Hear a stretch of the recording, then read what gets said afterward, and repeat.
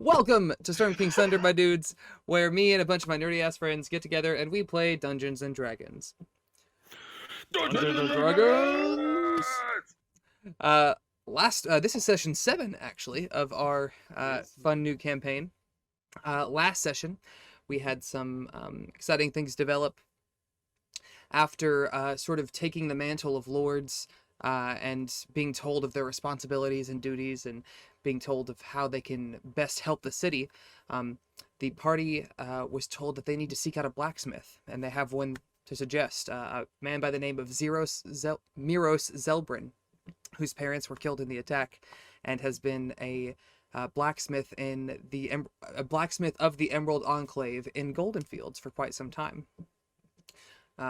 The party, before leaving, made a couple of stops, going by the apothecary, who Taylor Summerhawk, the alchemist there, was the halfling woman that Bergen saved in the caves, and was tremendously thankful. Gave you guys some stuff, talked to Gulbrand about ingredients, and Spencer, you in particular got a bouquet of spell shield herb, and that's in the bag of holding if you want to look at what it do. But basically you can either eat it to dispel a magic effect, or you can chew it for up to a minute to get, I think, advantage on saving throws or something, but it's in the description.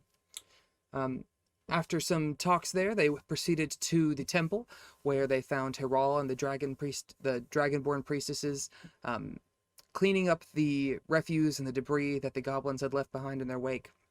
And Hiral approached Davos, asking for his help, saying that he had a scroll of stone shape, but it was a spell far beyond his capabilities. But he believed that with Davos's help, the Dragonesses and Bergen and Gulbrand joining in, that they would have a very high chance of being able to restore the statue.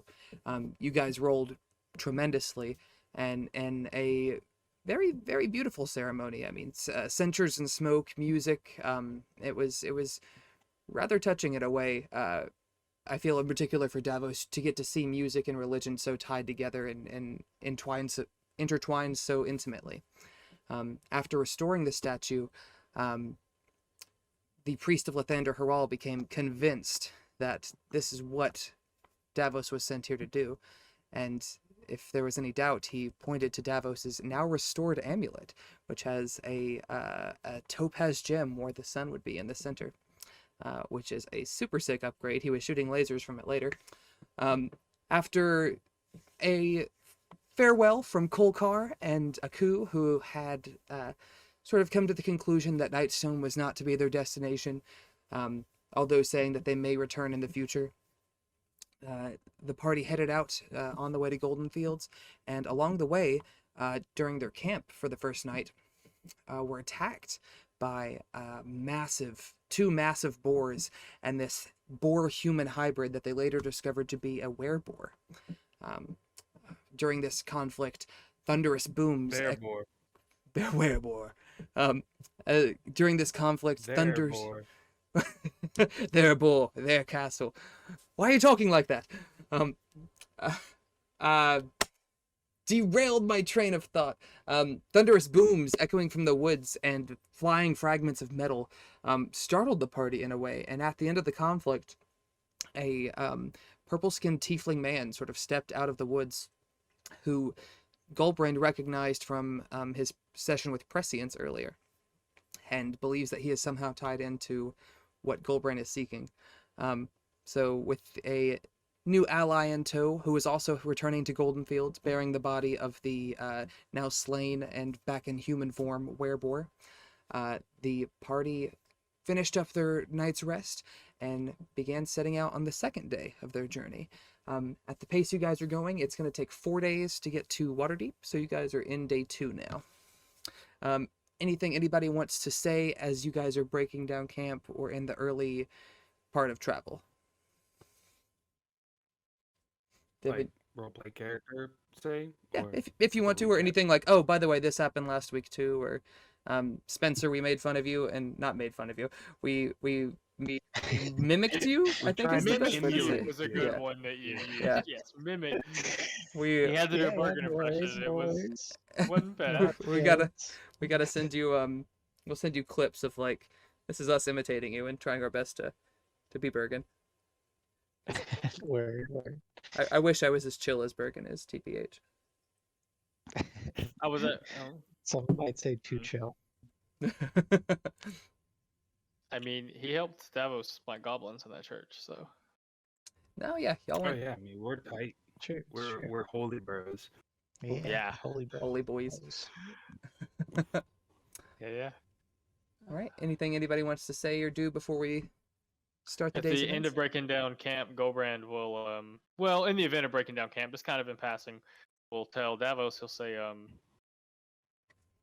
he says, use wolves helps me keeps an eyes on the new ones, yeah? Definitely.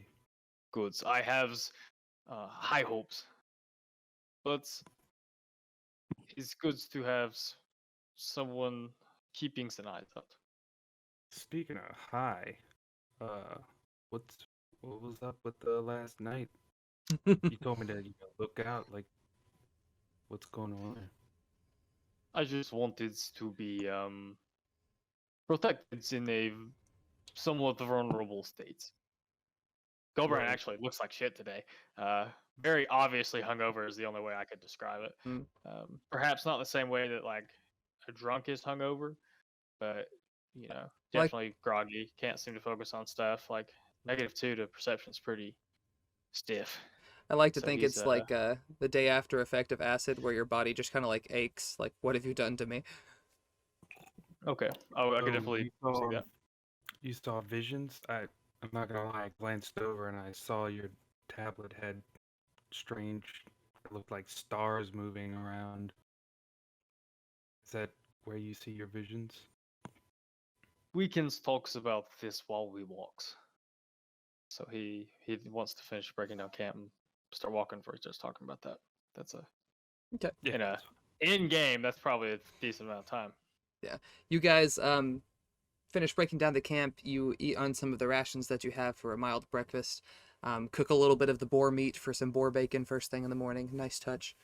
And as you guys are hitting I the offer road, some to our new friend, Zatari, the bacon, freshly fried. Also, Devin has to get this out of the way right now for his headcanon. Who cooks? shut the fuck up. I'll cook.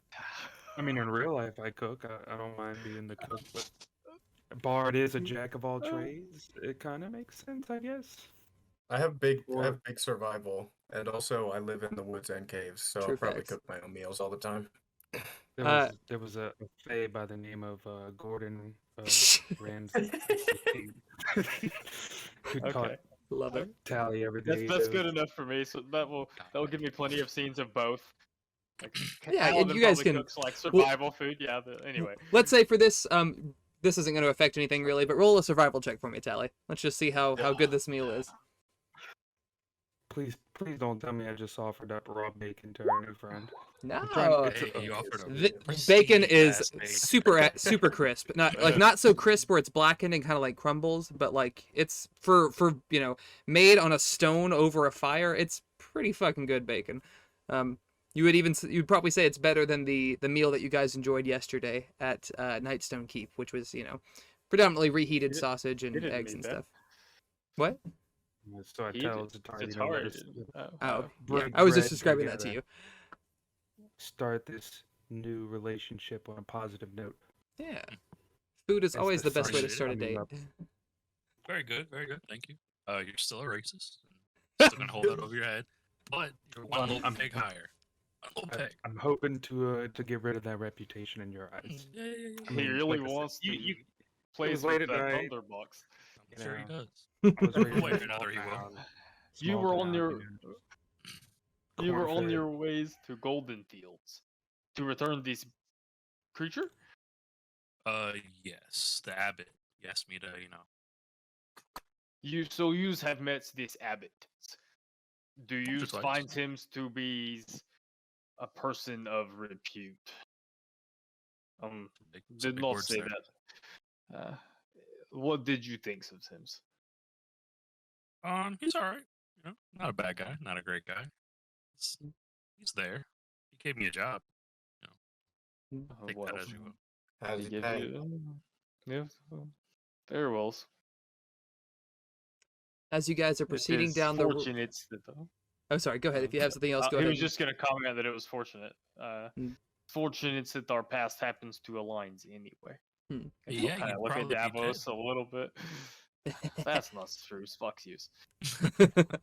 And I would say, Zatara, you would, while you didn't spend a whole lot of time in Goldenfeilds, you are, obviously a traveler to a large degree. You do understand from the people in the town that the abbot is a good man and seems to do his best to oversee the city in a just and fair way. If anything, his fault is probably that he's too trusting. As you guys are proceeding down the road, I need somebody to take watch, or somebody be on the lookout and roll a perception check for me. Doesn't I'll tell roll you the point. biggest PP. Yeah, I'll roll point. You do have big PP. Gulbrand's PP little shriveled today. Oh, look at that. Oh, That's true. Oh, all right. he's distracted by Davos and Gulbrand. Plus, He's also still guess- munching on bacon Bacon. and stuff. Little I'm distracted. enamored with my own culinary. Culinary skill. flourish. As we all are. He's like talking about it like, I used rock salt to get this perfect crisp on the edges, and Because you got to get the stone hot before you put the bacon on it. Otherwise, it just shrivels up and it's not. he gives us a lesson from Ramsay Gordon of the Fae.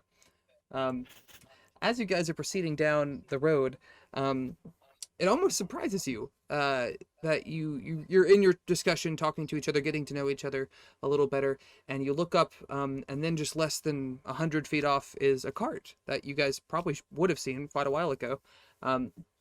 And it's large, rectangular, covered in a type of canvas cloth, and there is a couple of draft horses pulling it, and a drow man with sort of mid-length white hair, a sort of leather cap that looks almost like a cowboy hat, kind of curled up on the sides, rough leather vest, not well kept, obviously a traveler such as yourselves, and as you guys get a little closer, he waves over to you and he goes, "Good day." Hey, Good days. You look like an awful mixed match lot. I reckon I'd take you for adventures, huh? Some things like that. Fair What- enough, then what may we take you as? Good question. merchant? A merchant of only the finest, indeed. Not wares you might find in your typical shop. No, I travel around for a very important reason.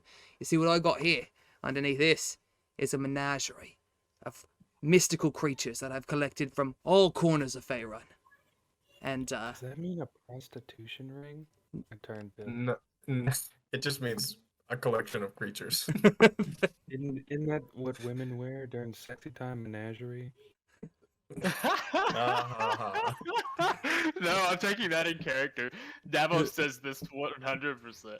Yeah. Gulbrand doesn't know. Gulbrand doesn't know what that is, but that's My good sir, what do He's- you have? one more time. You're selling A zoo? A bunch oh, of creatures? yes, you are selling creatures. You're selling animals. Oh, yes. Mystical creatures that you won't find anywhere near here. And some of these would make excellent companions for adventurers such as yourself. If, that is, you have coin to spare. Oh, can I? Somebody make Do, an is insight there check, is there a please. mental link between any of us right now? No, it would have expired since. I can go ahead and throw one. I mean, I don't want to throw it down because we hadn't thought about it. You guys I can got- probably do something where Gulbrand looks at Tally and sort of squints at him, and Tally picks up like, yeah, let's chat. Well, But okay, he wanted because to I'm do an wanting. insight check as well. Yeah. I'm not gonna do one because I didn't ask. But I think tally. Gulbrand's trying to figure out a way to ask Davos if he'll back him up on a what I think would be an intimidation check. I don't know. I see Gulbrand make a like constipation face and decide to cast a message like, "Hey, bro, you okay?" And so we can communicate. Can you do me a favor? Not- Pop message into chat. Okay. Oh yeah. I think it's a verbal thing. I think you have to say it out loud for him to receive it. It is a verbal somatic, spell, and yeah. It's all three. So So he you would. have to take out Before you cast this, I'll say that you can, but he will see that you're casting a spell, and he'll likely hear your message. It's not quite true telepathy as it is. You're saying a verbal thing that's then being carried over. because of the components. You have to both speak, do a thing with your hands, and have a object. Okay, don't trip. I'm using Sonic Whispers. I choose Atari and Gulbrand. Okay. Talk to me, big man. What are you thinking? What the fuck? I shoot Atari a quick glance and say, "Welcome to the club." Gulbrand will, because not being really smart. Oh, yeah. Meanwhile, I'm kind of distracting the merchant. Well, I was gonna say Gulbrand will, Okay. I guess, kind of pull the trigger in a sense, and he will think to Taliban. He says, "I will need someone's with more charismatic power to back me up," and he'll put his hand on it. He has axes in his belt, like hand axes or barbarian starter equipment. They're made of obsidian. They're like this kind of sharp stone on a wooden handle. He'll put his hand on it. He'll say, "Get out of the courts and shows me as an animal slowly. Nothing's funny, please." All right, big guy, calm down. No need to get your knickers in a twist.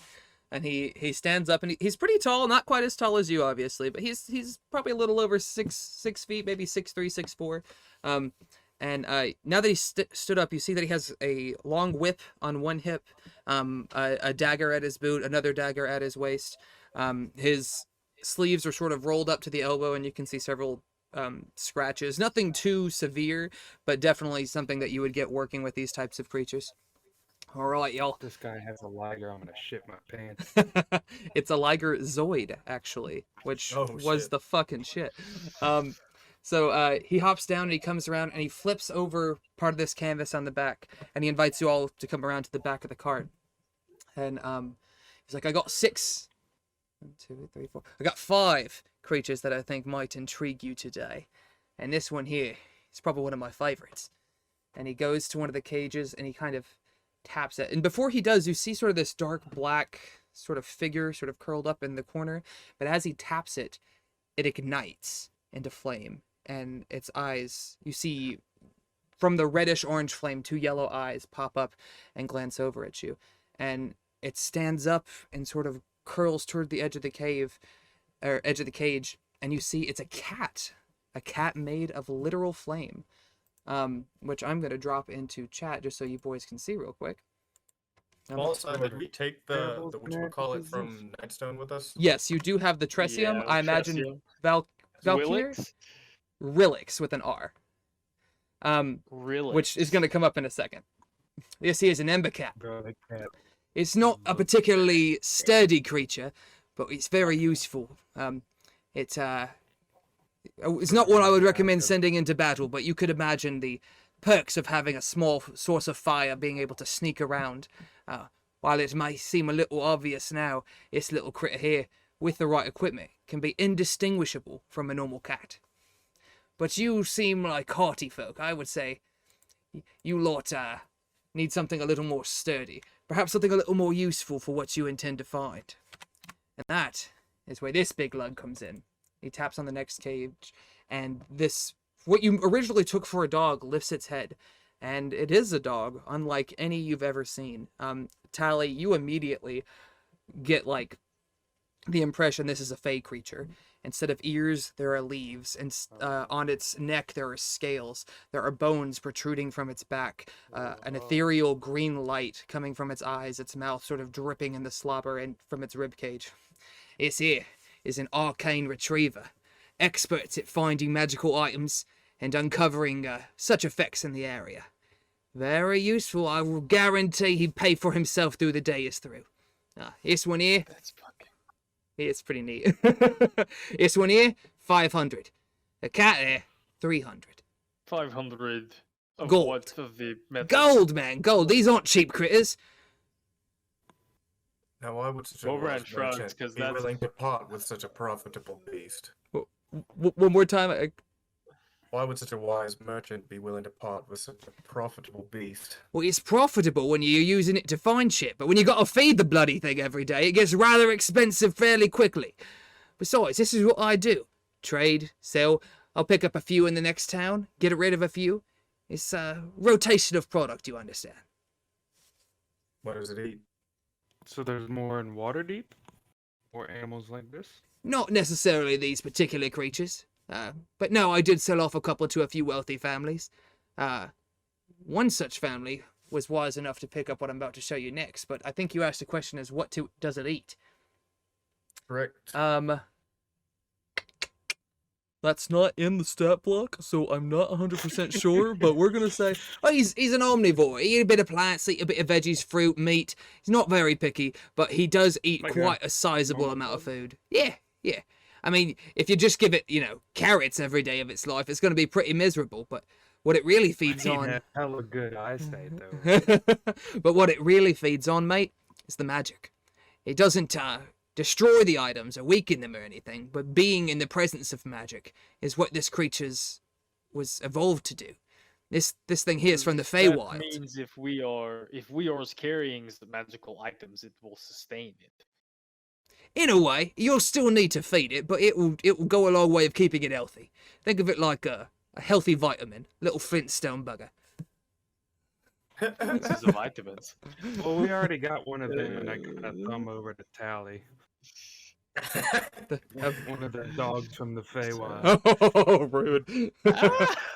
And he sort of darts his eyes at you. You're from the Feywild. He kind of looks you up and down. Roll a deception check, Davos. Okay. I mean... You said he's from the Feywild, which is a little different than having been there. Yeah, he I was more shakes so his just head. kind of joking. No, yeah. It can be... Okay. He shakes his head. Oh, you're a clever one, I see, but no, I could tell he's not. He looks far too normal, even if a little bit rough around the edges. Oh, I've got a couple other beasts I'd like to show you before I let you take your pick. This next one you've probably heard of, if not seen before. It's a cub, but in in a year, it'll be fully grown. This here is a displacer beast, and he flips up Oh, shit. a side of the other side of the tarp to go to the one edge, and you see what looks like a panther kitten with 6 legs and 2 tentacles sort of sprouting out from its shoulders, each ending in like this sort of almost kraken-esque spiked tentacle. These things here, they're tricky, and you see this creature sort of through the cage, and he goes to touch it, and his hand goes through it. You see that fur? Uses a special quality, makes them very, very difficult to hit. And he opens the cage and reaches just to the right of where the beast is, and as he picks it up, the second image sort of flickers out of existence, and you realize this cat was making itself invisible, just projecting itself slightly off to the side to make it a little trixier. He sort of like scritches it, and it like gives him a little bitey kicks, and it even pierces the skin. Even as a cub, these things are Paws like that. I'm pretty sure. pretty sizable. Yeah, think of like Roman literally paws. like a full-grown panther. Cub still gonna be like a small to medium-sized dog. Mhm. But this might be a little out of your price range. This is a whopping $650, mates. Now, what you might be more interested in, Would something Gulbrand notice snort? I don't think you've seen how much coin you guys have, but you don't necessarily. I don't think you have. Gulbrand wouldn't really have a clue. Yeah, you're like, these are numbers. Yes, that's many shiny rocks. Yes. But perhaps you need something a little more agile. Well, this one here, it's a hawk fox. And he goes down to the next cage, which at first appears to be a normal fox, but as he takes out a little strip of meat from the side of his bag and holds it up to the cage, it stands up, and you see, instead of normal front legs, it has talons and wings sprouting out from its elbows that fly back. These things are quick, agile hunters, not super sturdy, but good for helping out. Not to mention they're exceptionally good at reconnaissance, if any of you can do any of that animal talking shit. He sort of... but this one here... Guys can talk to animals. You look like you've been spending enough time in the woods to do some shit like that. I could turn into them too. He goes, oh, Druid, no, I've worked with some of you before. One time, accidentally picked up a giant boar. Not a boar. She was very upset, but you know, I did technically buy her, but she paid me back half and I sent her on her way. It was fine. It's not slavery if you don't know it, yeah? Yeah, it's fine. Gulbrand rolls his eyes. What does the last things? Well, first, this hawk fox here, 450, and it is mature. This last one here, it's probably the most valuable I have. It's something I almost hate to part with, because it's one of those things, as soon as you do, you're gonna need it. But it's helped me out a time or two. Oh, thank you, babe. Yeah, she looks nice. I'll take that one. Oh, no. Not for sale. That was the druid I was mentioning earlier. All right, so this one here, and he reaches into a small, almost hidden compartment and pulls out a small fire red bird, plumage red and orange and yellow. It's here. It's a phoenix chick. 600 gold, but it will save your life, and I don't mean that exaggeratorily. It's saying here, when you drop, if you are bonded to this creature, if you drop, and in the heat of battle, it will burst into flame to give you its last bit of life, bringing you back to your feet. Figuratively, of course. You'd still be flat on your ass, mate. But the trick is that when it bursts into flame, from the ashes comes another egg. And then you get to repeat the process all over again. This thing here is invaluable.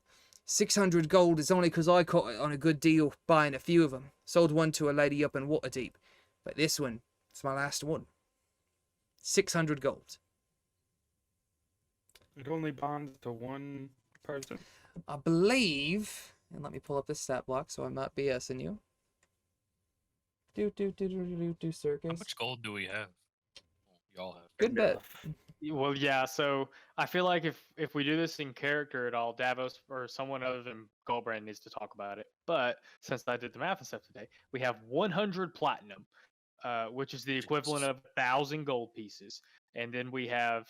Well, we actually don't have 100 platinum. We have 1,000 gold pieces. You have more than 1,000 gold pieces. Well, I'm about to say we have 1,000 gold pieces, and then we have another 900 something gold pieces. Let me find it. You've got another like 25 gold pieces. Well, you've got like 250, or excuse me, 2,500 gold. You've got a good chunk because some of that's copper, some of that's silver. But to put one figure on it and make it easier to work with, you've got about 2,500. Sure. So. Looking at this, you don't have to, it doesn't bond necessarily to one creature, but if you were to drop dead tomorrow, it's not going to help you out. You have to spend some time getting to know this thing. Also, I know a few of these beasts might be a little, obvious and draw some more attention than you'd like. So I also have this here. And he pulls out a leather collar. You can actually see it in the image of the Arcane Retriever, a leather collar with sort of crystal studs and a large crystal amulet here. And this here will not only make the beast much easier to tame for you, but when you can speak a command word, make it appear mundane. So this big lummox is nothing more than, well, I don't actually know regular dog names, whatever the fuck Beethoven is.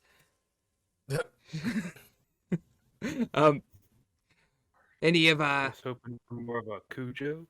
It could be a mastiff. We can make it happen. I think that's a what mastiff Cujo or is. a Rottweiler. He looks pretty massive. He does look mastiffy. All right, He looks mates. like a retriever, a golden retriever to me. You've got. Yeah, just the collar. I don't have all day, unfortunately, so I need you to make a decision. Oh, it does look You could mastiffy. talk amongst yourselves. What was that, Spencer? How much is the collar? The collar is 100 gold pieces, in addition to whatever you buy. Okay, And so that's this is universal for all creatures? Yeah, it's a magical Yeah. item, and you would probably know that magical items, particularly armor and things that are worn, resize to fit whatever they're put on. I feel like it's I'm gonna be kinda much liking that faster out of bird. character. Yeah, you like the bird, like the fox or the phoenix? The phoenix. The phoenix at 600 gold pieces. Devin, I like the phoenix, but I really like the dog. The dog Yeah. could be dope. Like it sniffs out magical items. Did I understand that correctly, DM? Yeah, it basically can cast detect magic a certain number of times a day. Oh, that's cool. It's Oh, I the can. dog is Magic items, 400. but, like, The dog is actual- 5. The phoenix is 6. This is 6. That's. I mean, we can do that. That's about half of our goal. That's a little less than half of our So goal. you're saying do both? I'm Yeah. on board for that. Valkyr will throw in just for devil's advocate. Like you guys are, I imagine, sort of in a huddle by the road, so it's like, Yeah, we moved away a little bit. Like, all right, mates. So I'm getting Clyde Swiftwhip. Did I introduce him, by the way? This guy's name is No. Clyde. Wait. Clyde Swift. And he's Swiftwhip. proud, just like He's an Valkyrie. Arcane Is there any, Beastmaster. Okay. But Valkyr will is mention. there any... Uh, Go ahead. Valkyr will mention. Well, as much as I'd like to get a couple of these critters, just don't forget that we have an entire town to rebuild. I don't know if we're going to necessarily rake it in Goldenfeilds or not, but these things are going to be expensive. I'll mean, go with it's whatever the down group to agrees upon, but just want you Goldenfields. to keep that in mind. What was that? With a town called Goldenfields, I'd say our chances are maybe higher than Waterdeep. You. Yeah, we can only well, hope that getting The names are a little misleading. Lilies and the There's goblins are there, and we can save another one. there's much more How much- commerce in how much Waterdeep of than the- Goldenfield. Yeah. How much of the what do you calls them coins? Are you getting for returning these bodies that I'm lugging around? Oh, He says to Zatari. it's what's its CR rating? I think it was. Wait, y'all actually think about buying one of these things? No. Two. We're thinking by the about buying 2 of them. conversation. Surely you've always wanted the dogs. They're almost as good as bears. Who are you people? You have enough money for 2 of these things? No. What part of royalties do you understand? Oh, you were serious about the royalty thing. I thought that was just a joke. Hence the bowing down kind of thing. Well, it's only happened last week before. I believe we were all just above paupers. Yeah, we're kind of new. It's not the wrongs. New royalty. It's New a royalty. tedious situations. New money. So yeah, no. My favorite 2 are those 2, and I think we could do both if y'all wanted to. I agree. I'm on board. I think they Valkyr have the has most utility. 4. Okay, so there's Displacer Beast 2 would be votes. Cool, but it would be... There's 2 votes for both. Bergen, Zatari, 3 and votes. Davos. 3 votes for both. 3 votes for both. Okay. I mean, I have like Although I'm nothing pretty to sure bring Knight's to this, so gonna make it just if flip we the call. said we spent half of the gold on 2 pets. And remember that you only get. He will mention that he only has 1 crystal collar, so you can only make 1 of these creatures appear mundane, if that makes a difference. Oh, that's kind of rough. I mean, don't Well, know, the Phoenix the is Phoenix a chick little is pretty bit small. Right. Like you Yeah, see a it, like little it's Yeah. like it's fits in his hands, like like literally baby chicken. You know, maybe a little larger, but I just really love the idea of us going out into battle with a big, like instead of a banner, the Phoenix just sits on top of it, and like that's our battalion, and like our group gets named after Does the it? Phoenix is the it will mascot, the grow? dog is the workhorse. the grow Phoenix into a will phoenix? grow. The Phoenix will grow, but it takes years, mate. And more likely than not, you're probably going to end up using him before then. I would say it takes actually about a year for it to become fully grown. This one here is only a couple of months. Hatched him. Where was it? Up near Tribal. A few weeks up the road. How long do you have to sit It on comes them? back every time we use it, though. Like that's pretty. Yeah, my significant. question would be, at what point can you first use it to its full ability? A year old? Because in game that would only be, I feel like, once. And that's only if you don't use it, like if you don't use its resurrection ability, which you don't really get a say. If you drop the Phoenix, that's what it does. It bursts into Mhm. flame and picks you up. And that's before death saving throws? That's before. That's you hit 0 hit Yeah, points. that's big You go down. The Phoenix bursts into flame. Whatever hit points it has, which is not a whole lot, but it's enough to pick you up. And from that point, you start your next turn prone and just stand up using half your speed and proceed. So I'm assuming any party member, once we spend time with it, it doesn't matter which Correct. one. It's not like it only works for Gulbrand. And we don't have a choice, because, like, let's just say it happens the next battle and it would Mhm. work. I feel like we didn't really need that. This would be, like, in my opinion, more boss battle. You could Kinda choose thing, to maybe? leave it. I mean, you could choose to leave it somewhere where it could grow up and be away In from a that type of stone or conflict. something? And it could mature into a phoenix, but at least a year for that. This thing is relatively freshly hatched. I mean, the repairs on Nice Tome will take many months, won't they? Not necessarily. Marak says that he believes they can fix the actual city, the structure there, in about 10 days, as far as the wooden repairs. The keep itself is another story, and they need the blacksmith for that because they need iron reinforcements. But they are at least beginning the process by working on the town itself. So realistically, we only get one resurrection, and we don't get to pick essentially when. But we get them you get- forever, right? yeah, It like turns after- back into an egg and hatches. After it rehatches. bursts into flame, turns into an egg. I think it's 3 days. It hatches again, and then it just wash, rinse, repeat. And You we only could have to. use it after 3 It days. just Yeah, once you it bond may to it. only- it may never get to become an adult because it might Yeah. pop itself on us a bunch. Mhm. Yeah, Okay, so 3 days, it can get its ability again. yeah. And it's if you bond to it Okay. once, you don't have to rebond to it with each new hatching. The memories carry over from it. And once That's again, just terrible. to make sure it's every party member, not just Yeah, It's it would be. 100% worth it. Yes. I mean, Yeah, and we alright, always yeah, have yeah. cold all the time. Just buy that bitch. Valkyr is like, mate, I'm not gonna lie, I am pretty. I've been knocked down a couple of times. This would come in handy. You and So Gulbrand you both. would prefers not to get the dogs. The dogs will pay for itself, as the man says. If it really, I'm not is- saying to just get the bird, but the bird itself is pretty fucking cool, if I can say. Oh, we're going to get the birds. Calm down, man. I'm not. Child. Fuck you! You don't tell me to calm down. You think you could work out some sort of like drow discount? Called He can Zephyros. certainly try. Let's Let's see. I think I Oof, got good God. charisma, Oof. persuasion. Valkyr also has good persuasion. Give me 1 second. Let me. Mine's +4 if it makes a difference. He has +6. So What the? Yeah. Alright, yeah. he could Warlock's take my that dude. one. Way to make me feel like an asshole. I mean, it's all you, my dude. Valkyr will say, Yeah, yeah, let me talk to him. Discount? so the two go up and they chat for a bit, and you guys can barely understand it. They're like talking in like Underdark slang and Undercommon, and it's Sounds brutal. yeah. I mean, it's not necessary. It's close to I common, mean, but I can it's- understand what they're saying. yeah. And you get that they're he's asking where he's from. He's telling him he tells him that he escaped from the city of spiders, and Clyde's like, fucking shit, mate, bangarang there.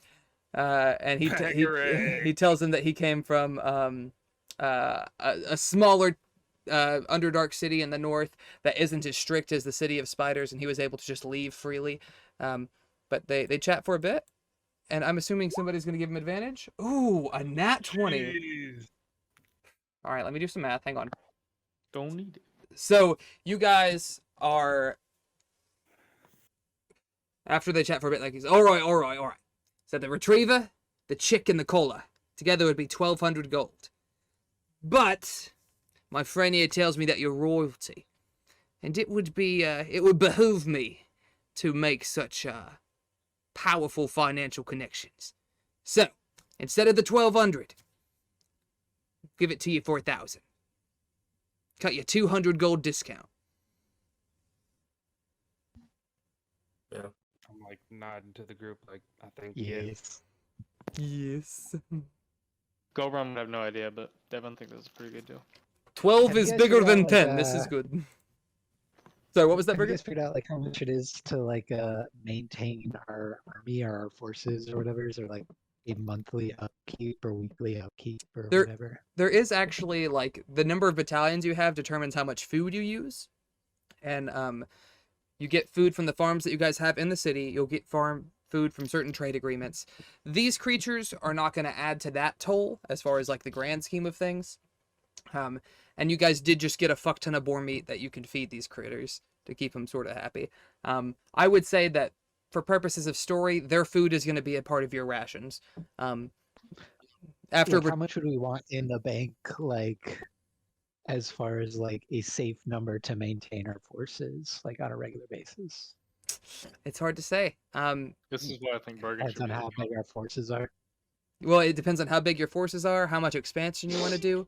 You understand? That is 10 o'clock. Wow. Why are you calling me? Fuck off. They want Like to a know if thousand's I'm not in the gonna Menagerie. bonus, like if we have like just 1,000 in the bank or whatever, right? You guys 1,000 did. gold pieces is a pretty solid That's- sum of yeah. gold pieces. It's I don't know about strongholds and followers specifically, but as far as like the D&D and economy aside from that, 1,000 good gold bit. pieces is a pretty solid amount of gold pieces. And you guys, I don't you're mind spending it as long as it's not going to leave us short or whatever. no, you guys are spending less than half of Yeah. what you have, and you have gold back at the keep to pay the guards. You don't have to pay the Ardeep Rangers. You don't have to pay the levies. So really, that's the only one that needs pay. And then you have enough food right now to feed everybody, more or less. Like if you guys get another battalion or two, it might be cutting it a little steep, but we'll see how it goes. This is also Devin talking again, but like the nature of adventures is you get loot and stuff. Yeah. So like, you know, we'll Yeah, be true. getting more cash. True facts. Apparently, one of the biggest problems with 5e is players don't have enough things to spend money on. So strongholds and followers is supposed to help with that. Campaigns, so- we probably finished with way more gold than we needed. True facts. All right, fuck it. Yeah, let's get them, man. So he happily unlocks the arcane retriever, which jumps down and like sort of stretches and bounds around a little bit. And he takes the phoenix chick and hands it to one of you. For the purposes of the chick, who is carrying it? This will probably be the I first would person it bonds love to. the bird, but I'm not trying to be greedy. So Gulbrand's Is gonna it- prepare beasts or well, go ahead. Probably it, whoever's like, got the best emanating animal handling. fire? Like, is it? No, it's the not earth? on fire. It's not emitting heat. It's you guys all know from like lore that phoenixes can produce fire, but it's not like they're just forces of destruction. They can do so in a manner that does not harm the people that they wish to remain unharmed. Fire is sort of just the main way it restarts its life cycle. Or we can make a game out of it, and whoever rolls the highest animal handling gets pick. That's not a bad idea. Mm. Which mean- one are you putting the collar on? I think the I feel like the tree dog. Dog. Yeah. No, yeah, that's definitely. a good call. God, now we have to names them. You don't have to do it today. Do they have names? I He, asked Because Clyde. they have them. Clyde sort of shrugs. He's like, "In this business, mate, you don't try to name things. You get attached. I've got a few of these creatures that I've ended up picking up myself, and it's just not good for business, mate. So I don't name them. You're welcome to call them whatever you like." I think we should call the dog Sirius. Oh, I kind of like that. Call the dog something serious. Is that what you said? No, it's Sirius, called it on like named Sirius. after the Like the- constellation The Sirius. star, Oh, yeah. Sirius Black. Yeah, also Mhm. Sirius Black. I've been seen in two entirely different ways. Oh yeah, shit. You're the Circle of Stars series. Yeah, hell yeah. I like that. That's Gulbrand's perspective. Gulbrand tells you a legend of This a one is giant Sirius, wolf in the this one is sky. Luna. No, I was no. Well, no. Never mind. Don't remember what I had for the Phoenix. Anyway, So the dog has the collar. If each of you want to go ahead and make an animal handling check and tell me which creature you're rolling for, this will sort of help us determine. are we allowed to roll for both? Which Gulbrand We we're trying we to will do? say Because- no. We will say that since there are 5 of you, we're just going to try to limit it to one at a time for now, because you have to spend. This is technically you spending time with the creature. It's not just like you walk up to the Oh, dog I and roll see. a die. Since I did say the bird, I rolled for the bird a 13. Okay. Tied with Yeah. Zephyros. Zatari and I'll Tally. send- The Who are you? first one was for the Phoenix, yeah. Heard Yeah, bird. for the bird. All right. So Mine is for the dog. it's a dog. I like the dog. Where's animal handling? I get a thing to that. Grip. But you're the only one that So- rolled for the dog. Bergen.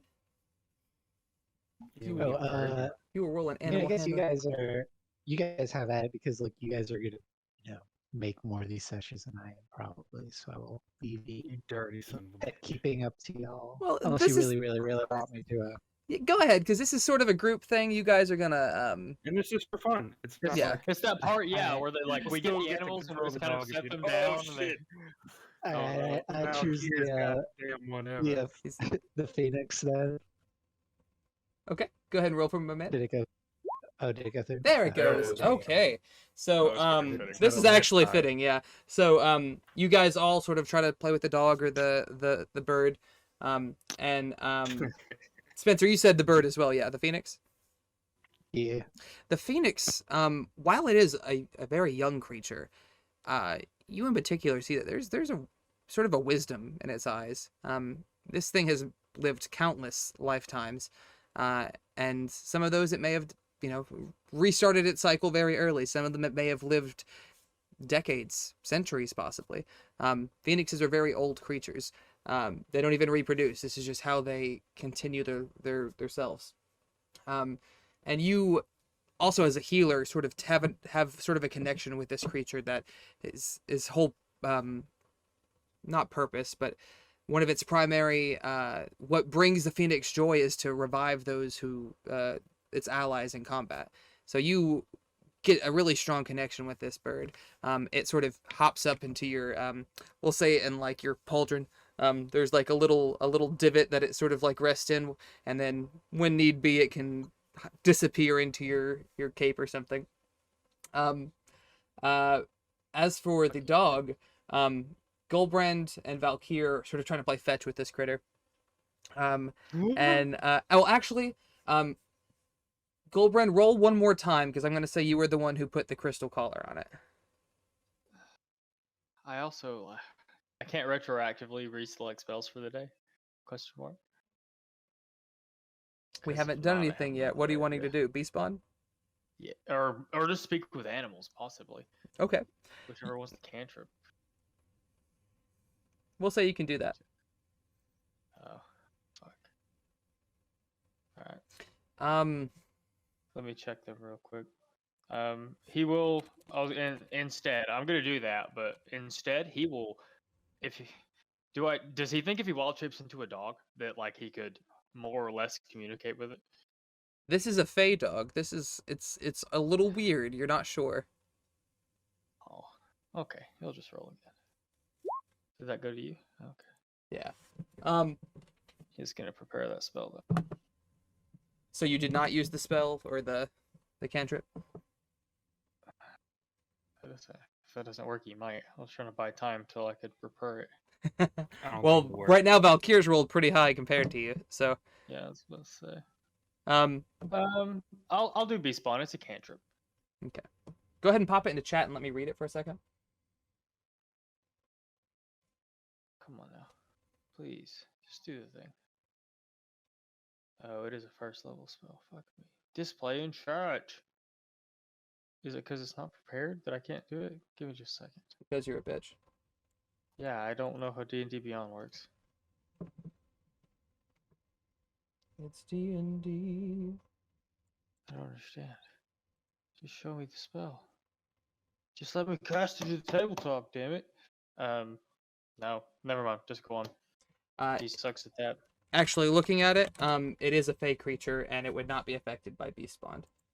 Oh. So, this is Tally, you're the only one who has any type of experience with this type of thing, and even then, what you saw were not this exact creature, but creatures that had similar aesthetic elements as far as being part plant, part magic, part animal, and just being very unusual. But as Valkyr sort of talking to Clyde, he's sort of scritching on the dog and sort of there being a pass off kind of thing, and the dog sort of warms up to him. I will say that you guys did not. Actually, no. The Phoenix you are officially bonded to. It will listen to you guys. You guys made enough successful animal handling checks to where Davos, Zatari, and Bergen, you guys are sort of, in the Phoenix's good graces. I would say if one of you were to drop, that you would be able to be bonded to it. The rest of you will have to try another day to bond to that creature.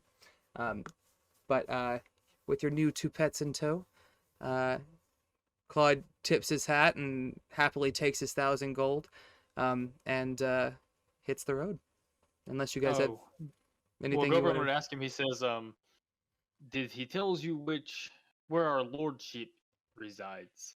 Will we seize yous in the futures?" Maybe, mate. No, I don't really plan out my route. I just go from city to city. Usually, I make sort of a big circle through northwestern Faerun. I'll probably stop by at some point. Good. We would be interested in something more of like a army force utility type of Yeah. creature if we run across. Devin wanted to ask Well- him if he could procure cavalry. I have a jackalope that is really horny, mate. So if I can get one more, I can make you a small army in a few weeks. No. Sort of gives just you a wink. a sturdy type of fighting army. I will we need keep an eye out. I'll keep an eye out and let you. If I find anything that fits that description, I'll be sure to stop by. Nightstone, right? Yes. Nightstone. All right. Well, me lords, hope you all have a wonderful rest of your day and enjoy your travels and your critters. And he hops back up and begins meandering away. About this time, you guys hear a faint voice. And you hear it again, and you can't quite make it out. It's muffled. Who is holding the bag of holding right now? None of you! It's left back at the keep! No. I guess we never established the bag carrier. Yeah. Yeah. I'll we need- carry it. Okay, so Tally, Say, it seems to be coming from Tally, and at first, Gulbrand, Davos, even Zatara, you guys are like, oh shit, more voices. But Tally realizes it's coming from within the bag. And as he opens it up, he pulls out the glass of disclosure, the silver mirror decorated with sapphires. And he sees Safine's face in the glass. Ah, my lords, it is good to see you. I wanted to report that we have successfully unearthed the sister mirror from Milady's chambers. And as such, you can communicate with us per the specifications we discussed yesterday morning. Are your travels well thus We can all far? hear this? Yeah. It's We can all like a hear it. TV. Yeah, You it's guys. loud. Yeah. Yeah, we met a new friend. Oh, really? Two new friends. Good friendships are good to. Friendships are good to have. Who is this new friend?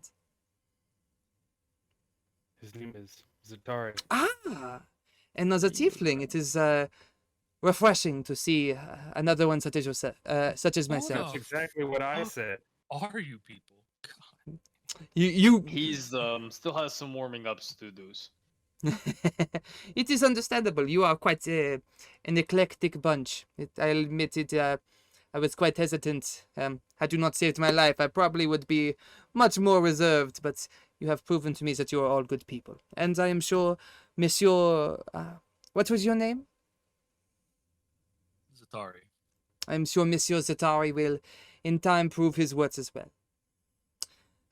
In the meantime, my lords, I will have someone posted at the mirror throughout the day and the night. So if you need anything to be reported or asked of us, we will be able to communicate with you as such. And you see that, in the background, you see that they have taken this from the partially destroyed room and put it into the Great Hall.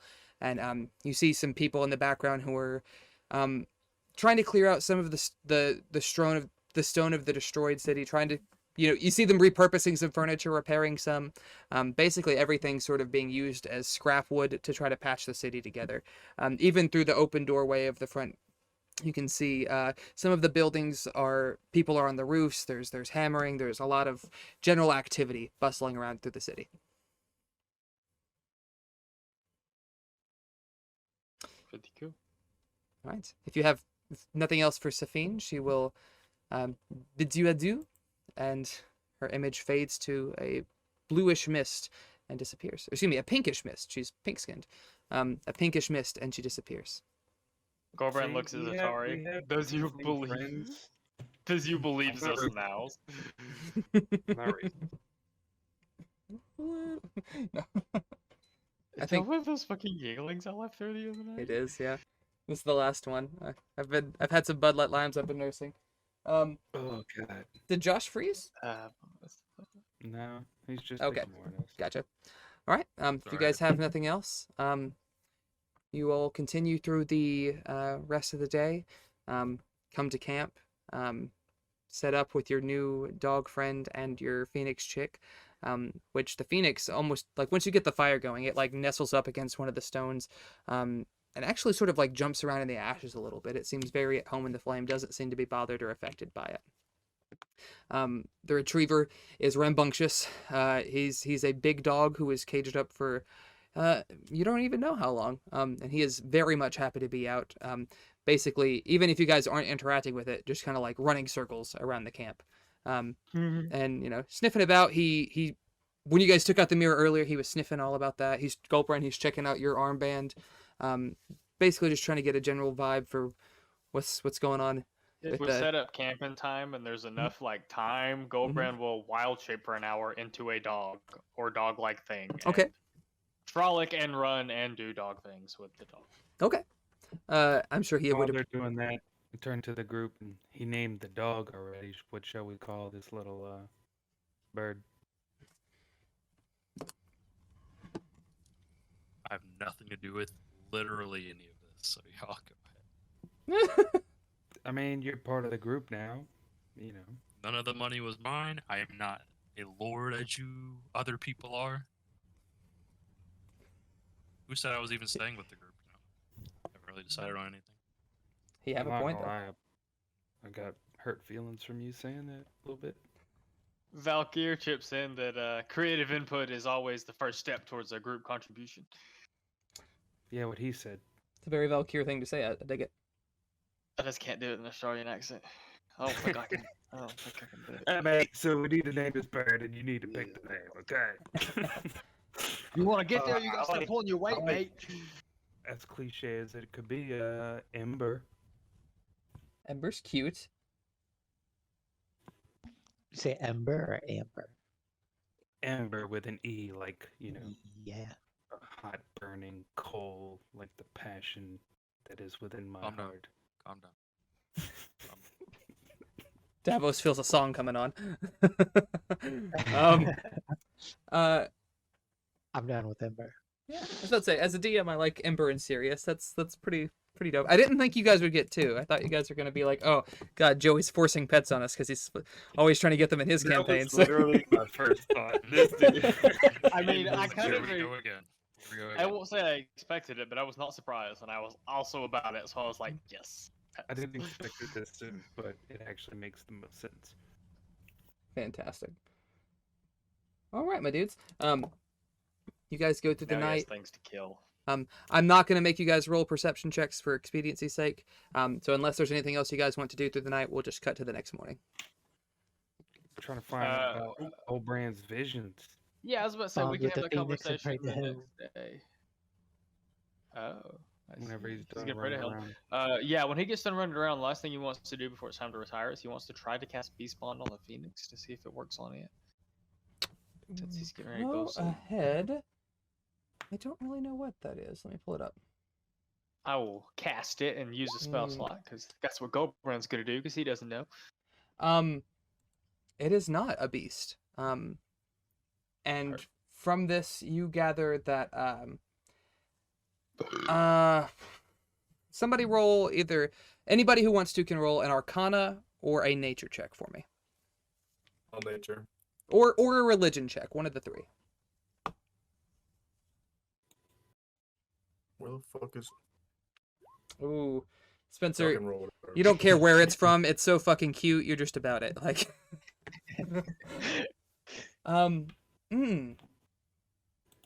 Okay. Religion? yeah, Religion, Nature, or Arcana. No one's really got any idea right now. Y'all are. I was about to say it's. There we go. a- That's it. Whoa.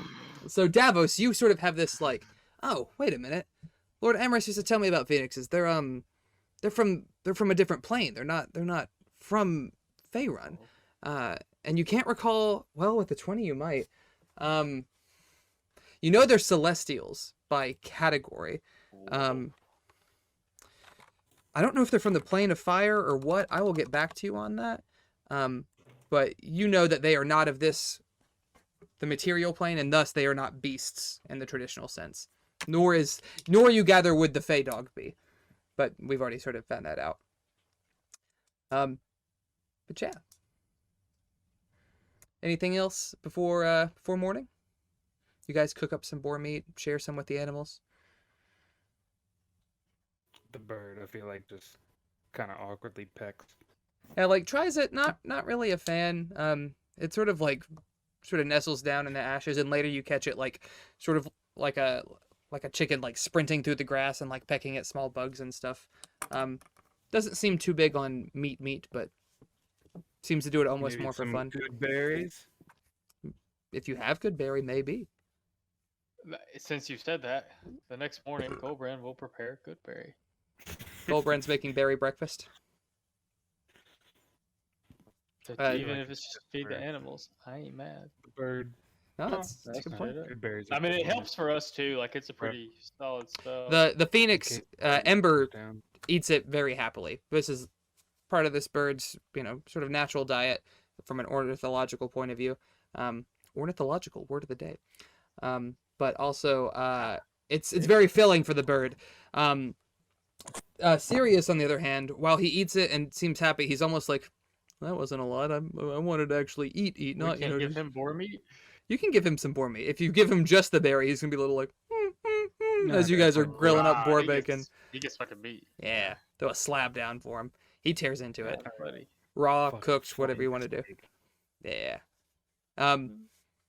He Gulbrand also, would probably not feed yet. him raw because what bears would do. But go ahead.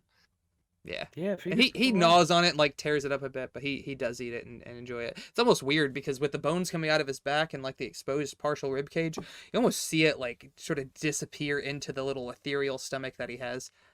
Very trippy. Fucking metals. Yeah, Gulbrand seems to warmed up to this fey creature pretty fucking quick for somebody who is so damn sus. Dogs, it's the magic. The dog's pretty cool. It's almost like a bear's. All right. You guys proceed on your journey. This time, 2 people take point for me and roll a perception check. Do you want to walks and talks? I ask Davos as we start out. We can the city is straight ahead. We can just take the leads. Oh, Damn, that's the 3rd nat 20. Where is this in so one combat? from the front and one from the back. Yeah. Shut up. So you guys are walking and talking, and it's still relatively early in the day when Totli sort of throws out his hand and squints, and all of you sort of look around and don't really see anything. Then Tally, you see a sphere of clouds in the sky that has sort of broken off of an actual cloud formation and seems to be getting larger. About a minute goes by as you realize it's heading in your direction, and once it gets close enough, the sphere sort of unfolds, revealing a rather enormous tower, which seems to have a roof like a wizard's hat. It's very peculiar. I'm gonna drop a picture, and it's literally resting on this cloud firmament, and the part that concealed it sort of begins to swirl around and form steps, human-sized steps that descend down and stop at the path in front of you about 50 or so feet off. This does not look familiar to Gulbrand. Do we all see this? Sort of. Or just Tally? Does it Gulbrand, call our attention to it? you recall something suddenly from the other night. I Says- forget how you rolled, but you a castle with a peculiar roof and a sea of clouds. No. I This. have a tower with massive steps. Oh, so you rolled. Okay, I I roll see. like a 21. I have like a low, a medium, and a high. I need to start Yeah. bolding which one you actually roll. So yeah, you see, you as you guys approach, you sort of take a sort of a loose step onto it, and they are solid. They're not your foot doesn't fall through it like you would imagine, and you didn't roll quite well enough to make out enough detail on the tower, on the steps themselves, but the Towers. tower does resemble the vision that Something, you okay. had. Oh, Wait, you said we're walking onto the tower?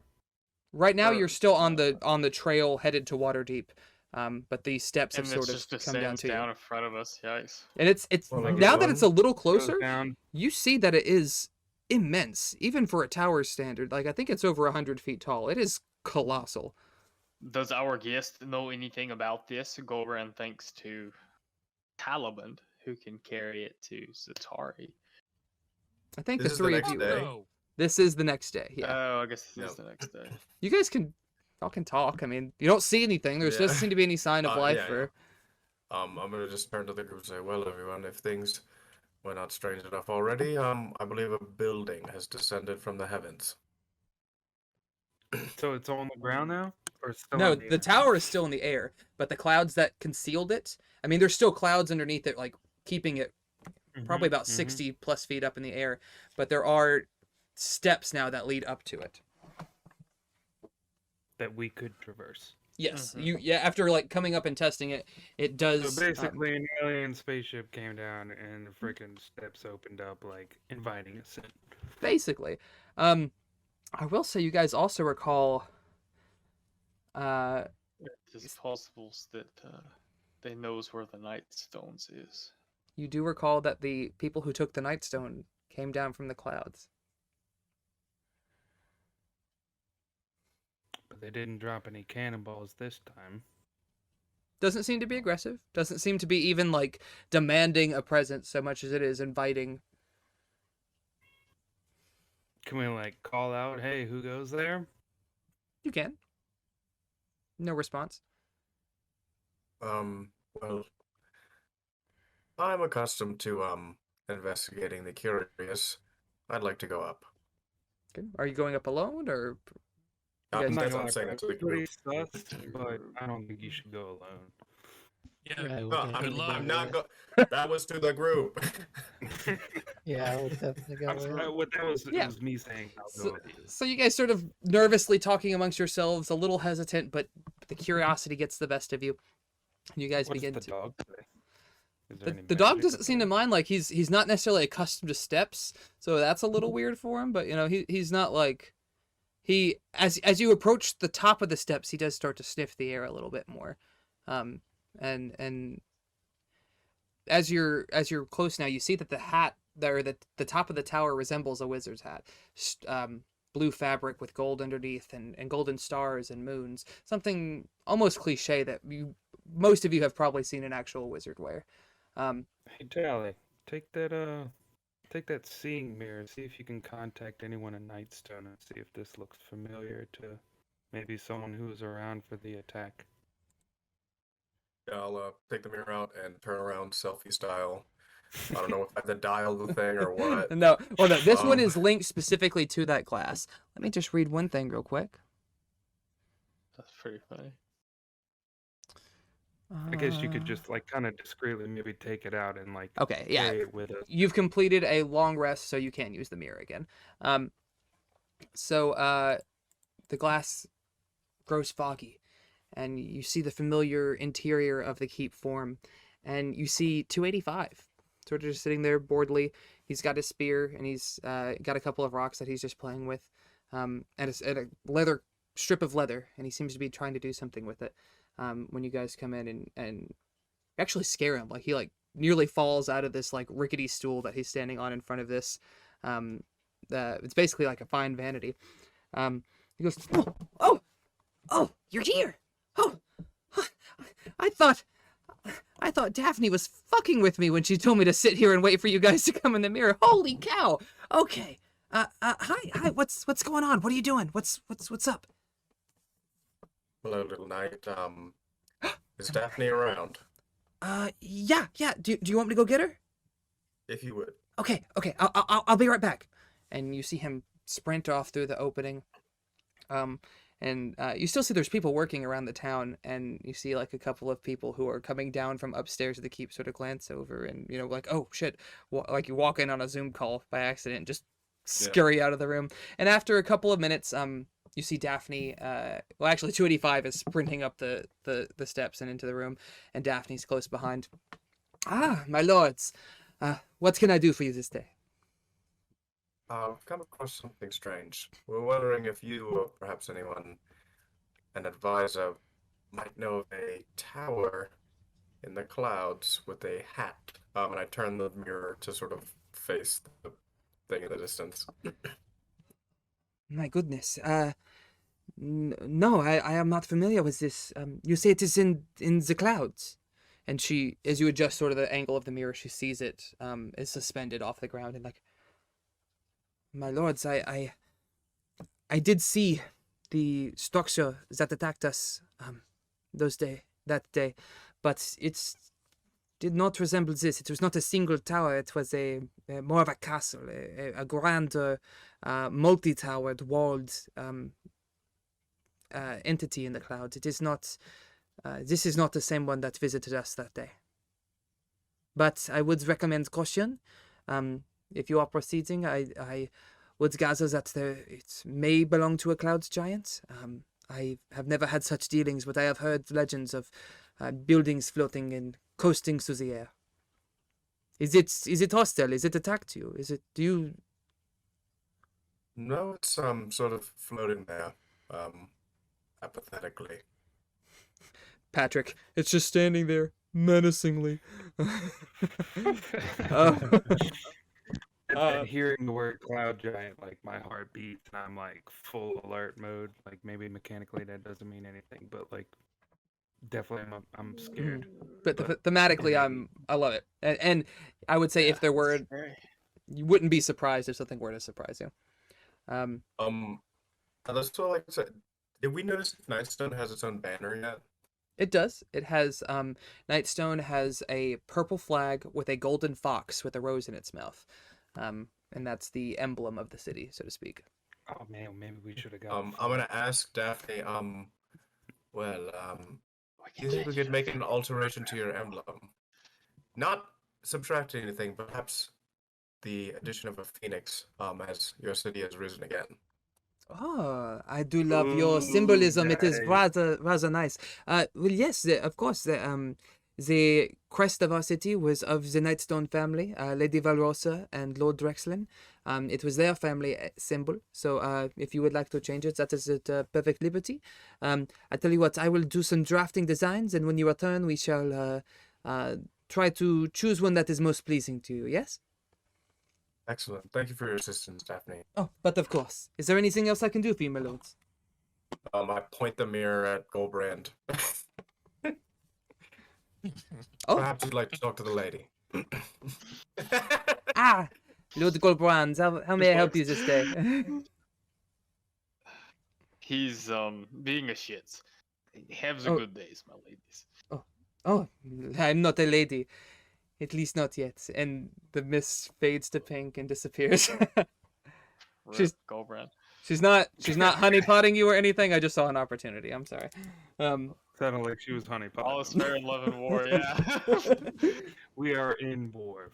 And if nothing, you gather from her tone that it wasn't even necessarily a serious thing, that she's, her personality is just a little playful, flirtatious. Boys will be boys. All right, boys. What are we doing? On the way there. On the way there, are you proceeding up the steps? Let's see. Oh yeah. Are we gonna go up? I guess so. I mean, how about yes? Gulbrand's a little hesitant because he didn't see this particular floating thing, but Devin knows that towers belong to wizards. Wizards can be friends. Well, Devin didn't say that. Do we need to take a break real quick? I was about to say, I don't need to on this end, but we're getting to a good point. I just need to know if you guys are ignoring the tower or continuing up to the top of the stairs. Okay. Yeah, let's go Oh, ahead. yeah. Take 5 to 10. Sorry, not to- Yeah. Let's go ahead and take 5 to 10, and we'll meet back here about 10:40, 10:45. All right. I think everyone is here. Is that correct? Yo. One yes. I am here, yes. Sweetness. Tally. We know tally. Yeah, I'm here. Yeah, there we go. All right, you ugly bastards. That's not true. You're all handsome bastards. I apologize. We kind of are, aren't we? So as you walk up to this enormous tower, and Devin Lee, why the fuck do you do that, Green? You're gonna hear this later on notes. Fuck you. So as you guys walk up to this enormous tower floating on a billowy cloud, seems to be 100 feet off the ground from this height. It's pretty weird for all of you to see the world from this angle. As you look about, while you cannot make out details, you see what you imagine is Waterdeep, a large walled city, still quite a ways off, several miles. But from this height, you can sort of just make out a speck of this dark brown and black stone that sort of peeks over the horizon. As you make your way inside, you see you come into this rather fine room, a large floor with a few arcane sigils on the corners. Definitely not a runic circle or anything of that nature, but you see a lot of magic thematic elements. And you hear a voice from above. Ah, welcome. And as you turn your heads up, you see the ceiling of this room has a large opening in it, a large hole.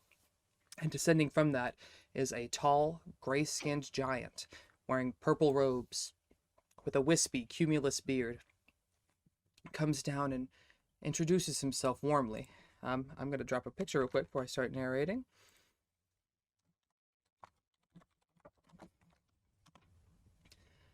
Ah!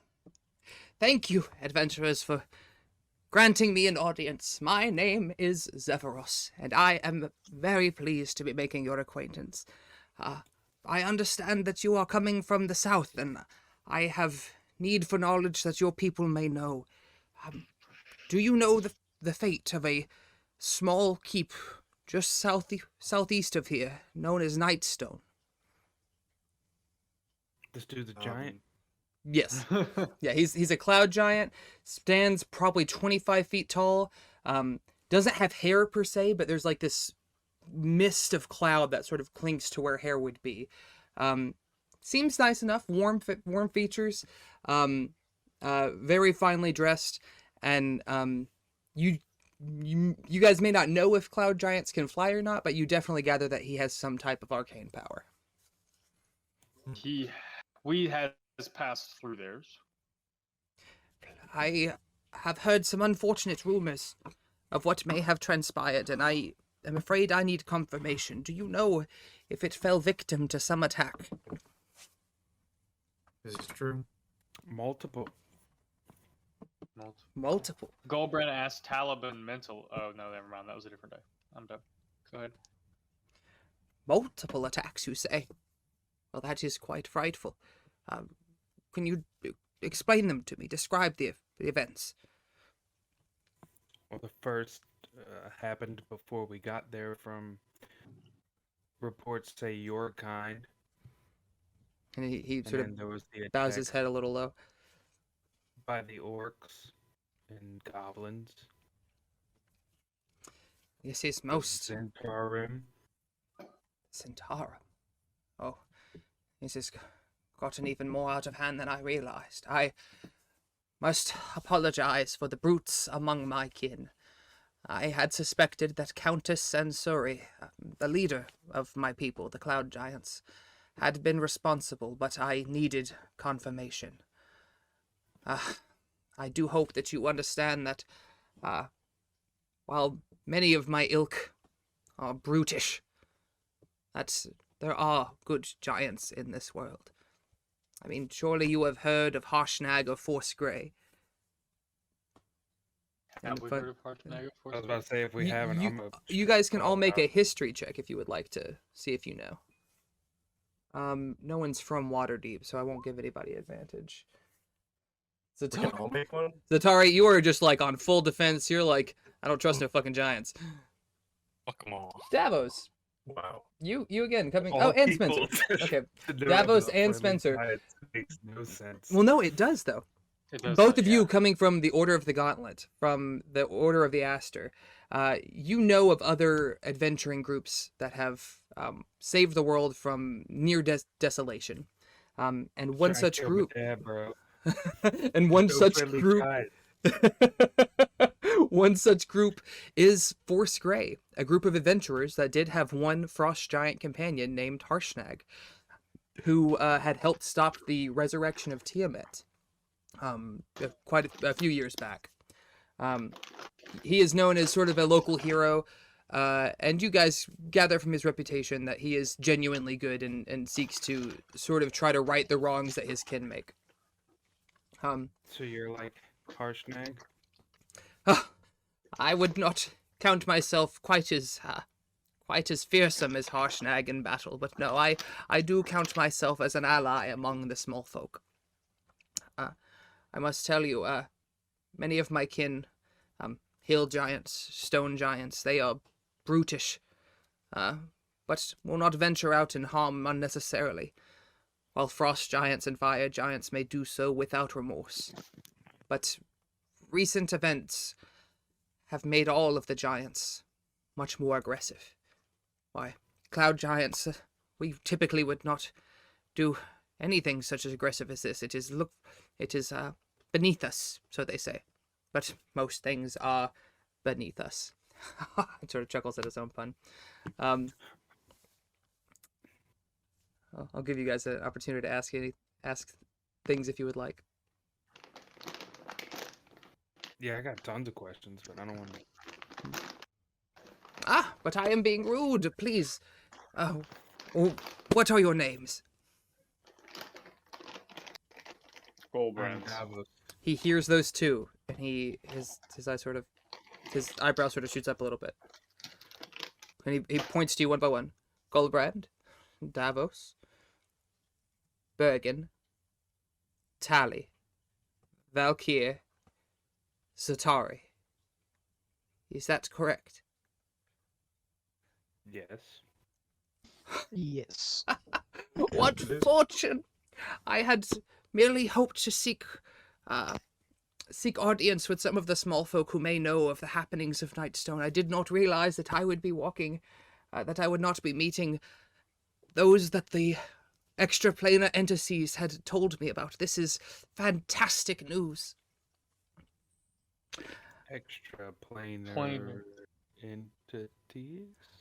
Yes, I You were communicate. told about us before we came here. Indeed. I did not expect to meet you personally. That was not something I was informed of. And even now I am unsure if I am interfering in things that I ought not to.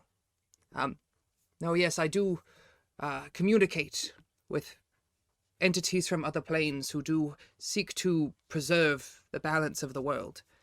And there are events that are greatly risking that balance, and chaos is mounting. Insight check. You may make an insight check. As always, I will roll one way or the other. Does that include the Fae? As I turn and look at Tally.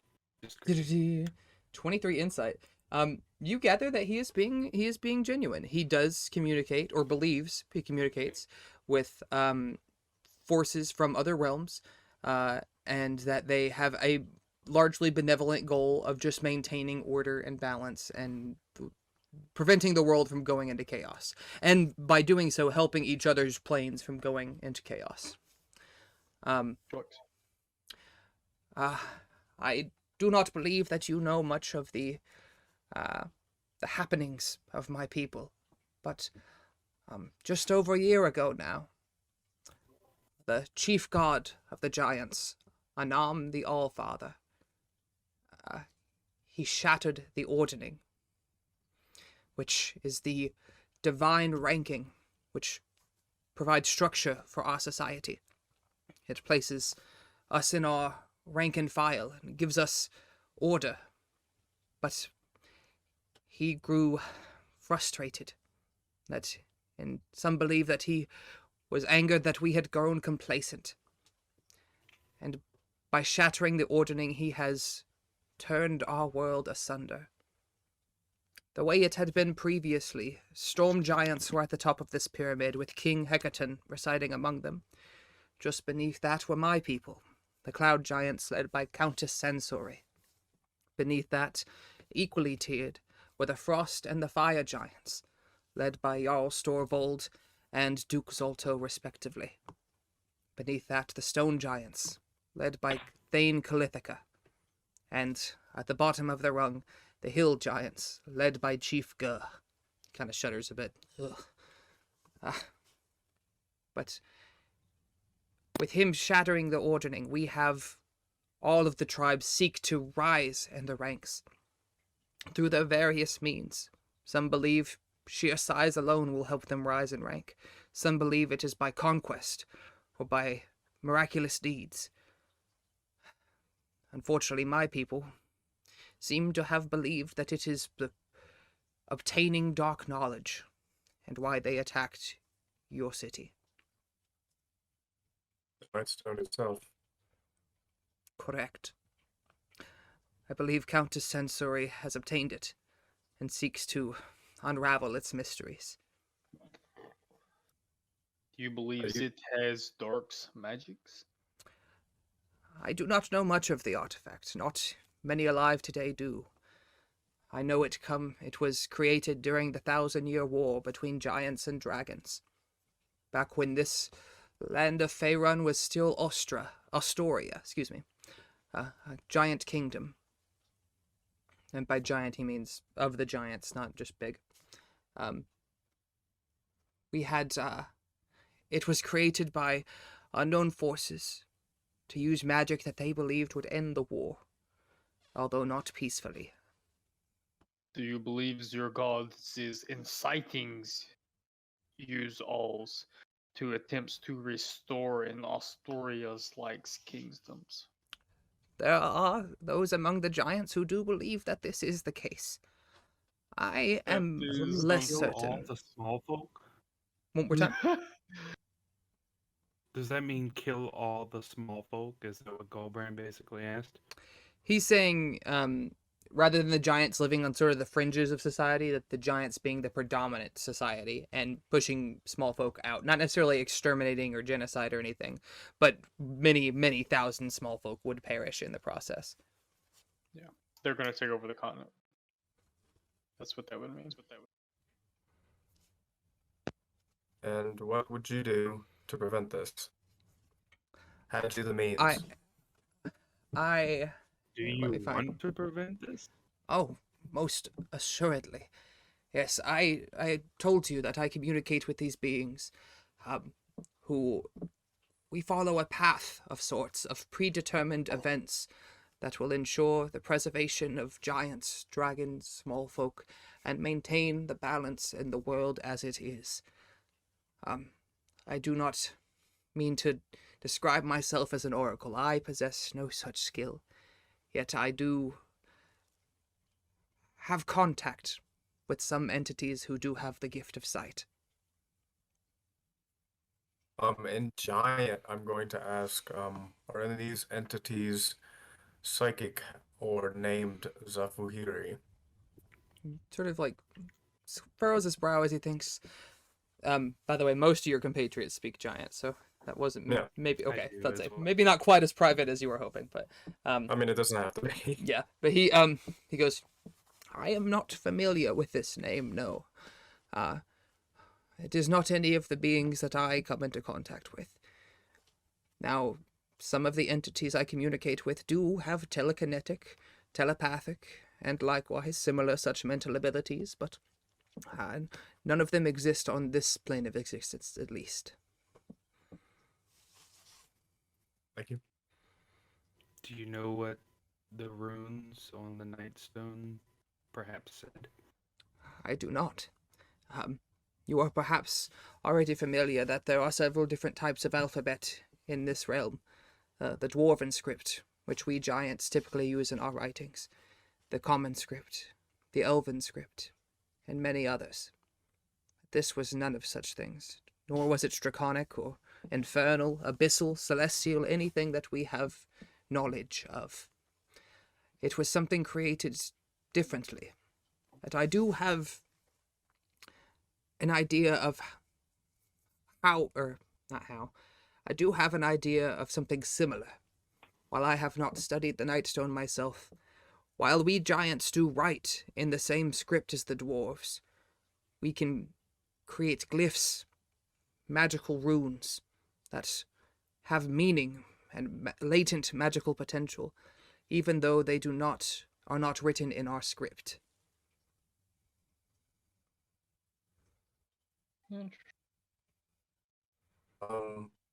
And he actually will point around the room at some of the glyphs that are on the floors and the walls. One of which he points to, and it's 6 glyphs lined top to bottom. And he points down. This here displays the ordning as it was. And the top one he points to: storm, cloud, frost and fire, stone and hill. Speaking of your giant friends, are there those amongst you, perhaps those you communicate with regularly, that are sympathetic to, well, I assume what is now our ideal, not having Astoria restored? Oh, indeed, yes. While we are outnumbered, there are giants who do seek to return the ordning as it were. I believe that there is some structure needed to give King Hecaton his authority and power. With the ordning shattered, he possesses no such gifts, and cannot command with the divine right that he was once granted all those eons ago. And how would we go about restoring it? That is the tricky part. These entities that I communicate with believe that there is certain events that must unfold for this to happen. And that is what I seek to do, to incite these events to the best of my ability. While I have heard of you, I'm afraid I cannot share any of the information that I have been given. To do so might risk throwing everything into jeopardy. Very well. But I believe that I can transport you. Hasten your journey. What is your destination? Right now, I think it's Goldenfeilds. Yeah, I was about to say, are we going to time Goldenfields or Waterdeep? I think Waterdeep was just We had to pass through it. Goldenfields is where we're returning the body, correct? Yeah, where you're returning the body, yeah. and also where you're talking to the abbot, and Yeah. that's your destination. Waterdeep was sort of a stepping stone along the way, but you could choose to tell him wherever you would like. I would just say, if he's going to transport us Goldenfields, we can maybe Yeah, I would agree. check out Waterdeep either on the way back or at another time. Can they see the ocean? Maybe when we have more money. Are you our Can they see the permanent- ocean from his castle? Right now, you guys are still From his tower? you are still about 60 feet off the or 100 feet off the ground. You are not necessarily way up at cloud level where you could see the ocean, but once he resumes his normal altitude, you could probably see something. Is he our permanent transport, or is this just a one-time, you can go wherever you want? If you ask him this, he's like, while I would like to be of use, I'm afraid interfering too much would risk destroying the path, and that I cannot abide. Did you come down to the ground and lower your staircase on purpose? Why, yes, I control this entire castle and the clouds that support it, using an orb on the 3rd floor. It helps me navigate. I did not believe that I would have swooped down to you in particular, but I was seeking some type of audience with travelers in the area. I knew if I went directly to Nightstone, if the rumors I heard were true, that they might react quite negatively to the presence of another cloud giant. Certainly. Well, Do you normally are we go... gonna establish that Goldenfields is our destination? This is the last question before I pretty much. Yeah. Well, our destination is Goldenfields. And Of I course. do not speak for my compatriots, but if I may be a catalyst to your cause, to hasten the way, as you mentioned, then perhaps seek me out in your tower. I am very pleased to tell you that you all play a very critical role in critical role. I didn't even hear Yeah, that. I got it. All play a very critical part in the events that we believe will result in the restoration of the ordering. I could not tell you how. I do have knowledge of certain events that you will complete along the journey, but I may not reveal them to you. It is... Could you perhaps tell us of an item that would help us? What do you mean? An item that would help you? Help you restore the ordering? Yes. This- Is there anything that you could tell us without telling us, hey, make sure you go to Waterdeep? He chuckles. Unfortunately not. And I lament to inform you that I have no such knowledge of an item to mend the ordering, as it were. This was created by a godly being. It was not something that I think can be restored here on Earth. I think that your actions will prove, and perhaps not only to Onam, the All-Father, but also to the rest of the giants, that there is need for order in the chaos, and that it will be restored through some such means.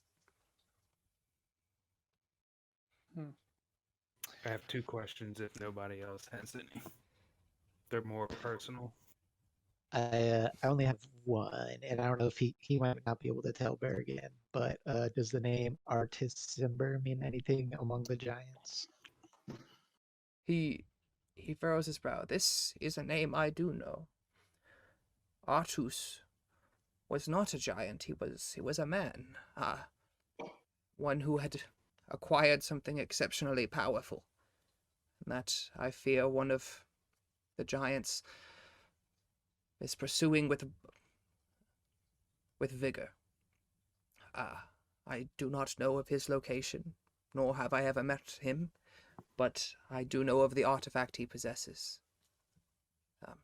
I do not believe that this would lead anything too astray to tell you it is known as the Ring of Winter, an exceptionally powerful magical artifact, said to be able to freeze the world over.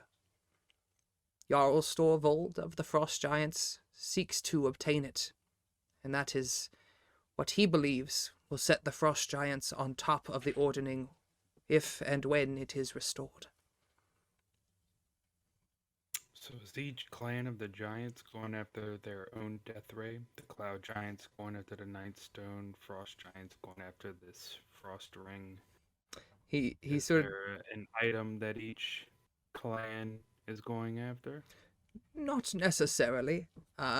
While many of us do seek our own particular... While many of the tribes, clans, do seek their own particular way to the top, it is not all through such means. For example, the Hill Giants, dim-witted as they are, believe that they will ascend to the top of the rank merely by consuming the most food, growing larger, being bigger than the other giants, and through sheer mass alone be ranked at the top. The Stone Giants believe it is more that they must create something, artistically perhaps, that would grant them rise. I do not know what the Fire Giants may plot, and I only know that Sansiri has taken this stone. I do not know what she plans to do with it, or how she plans to unravel its mysteries.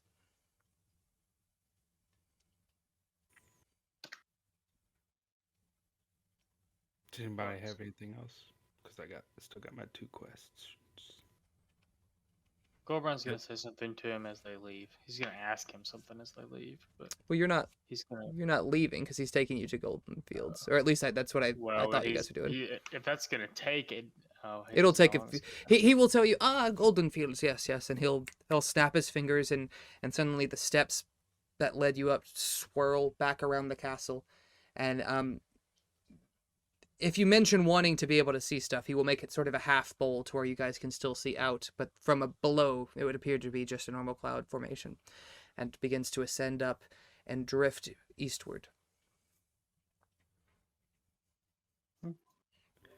It will take us a few days to get there, I believe, and I have this written down.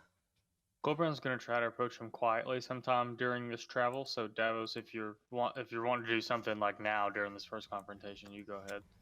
It could be a personal conversation. He would It's say not- 2 more days.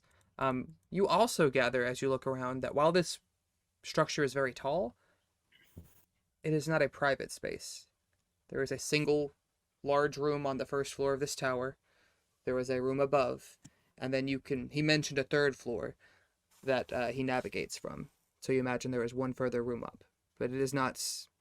Privacy may be hard to obtain. I don't need privacy, but it's not technically a group-related question.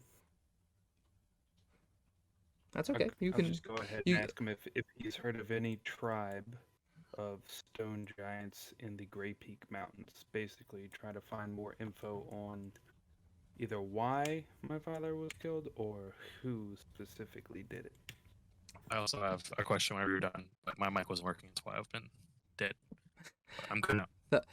I do believe that Thane Calithica does reside somewhere in the Grey Peaks. I have never been to her domain, the canyon, as they call it, but I do believe it to reside somewhere within the Grey Peak Mountains. mentioned how what? Sorry, go ahead. Them aren't like evil, essentially. I don't think we particularly like threatened her in a sense of that we're in her territory. It seemed like the attack was out of nowhere.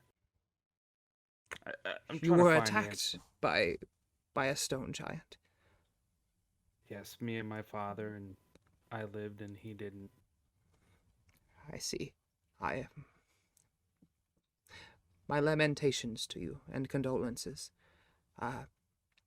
As I had mentioned, while 2 years ago I do not believe the stone giants would have attacked anyone outside of some defense. But since the ordering was shattered, things have become a lot more uneasy. The stone giants have seemed to believe that their way to rise might be through returning Austoria to the state it was before, by removing the human settlements. I do not know if this attack was related in some way, but that is all I know of her motives. Did he say Calithica? Calithica. Calithica. Kathic. I have it written down somewhere. I'll try to drop all these names in. Yeah, Kal. Calithica. That doesn't mean anything to Gulbrand. Should not know. Yeah. Extra story-wise, I will have to get a message to Nightstone, send a message to Orbar, hey, be on the lookout for more stone giants. Okay. Blah, blah, blah. But my second question is, with the extraplanar beings, you've seen the end. Maybe not whether or not we've restored the ordning, but you know us by name. Do you know if any one of us is a great paladin, or in the group of the people that would restore the ordning, is there a paladin within the group? I am afraid that while I am merely told things from others that I cannot say for certain, the knowledge they provide me is not as detailed as all of that. I know names, certain places, certain artifacts you will come into contact with, and certain deeds that you will complete, but I do not know of your abilities. Some of you may possess abilities grander than my own. Well, I don't have any floating towers, if that's any consolation. It was inherited. Somehow I truly believe that. He's a grifter. These beings that you communicate with, do they walk the path that has no beginnings and no ends?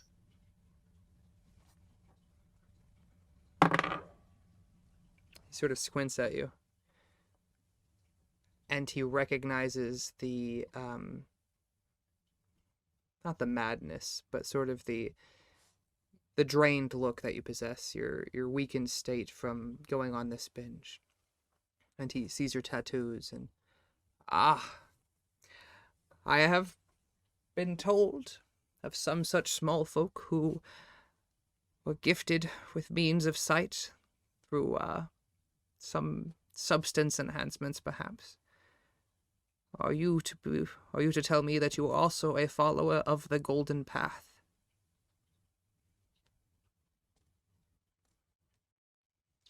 Sometimes I believe that we are all followers of the past, whether we wishes it or not. I am just cursed to seize it first. I regret to inform you. I regret to inform you that there are some who seek the path to go a new direction. Those who seek order not to be maintained, but for chaos to reign supreme. While we all may be travelers of this path, there are some who seek to forge their own for whatever means they may desire.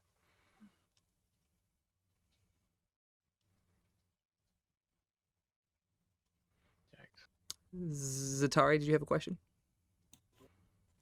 I do. You say you don't know what the fire giants are up to per se. Well, is there anything you can tell me about any intentions of theirs? Maybe something to do with the Vanadad? And he sort of has I mean, you've been to Gulbrand. the Vanadad? The word Vanadad. I don't think so. I don't think it's something your people would know. I don't think it's something you've explicitly seen yet in any of your visions. Okay. He looks surprised, like, a fellow historian. Yes. The fire giants, I do know, were seeking to reconstitute a titan, a colossus that was built during the 1,000-Year War, built by the giants in hopes of eradicating the dragons with it. And it's proved to be an effective tool.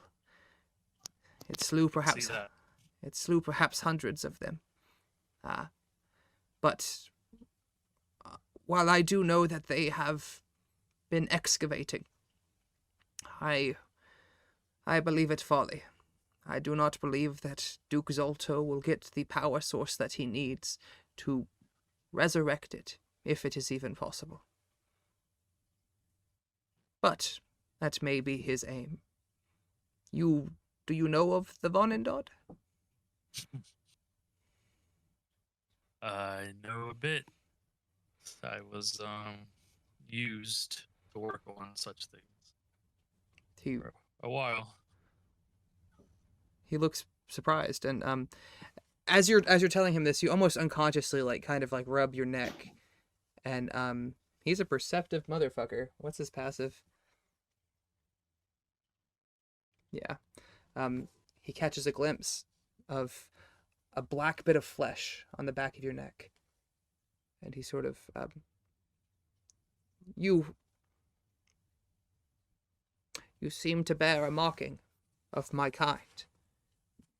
Might I examine it? If you could tell me anything about these things, that'd be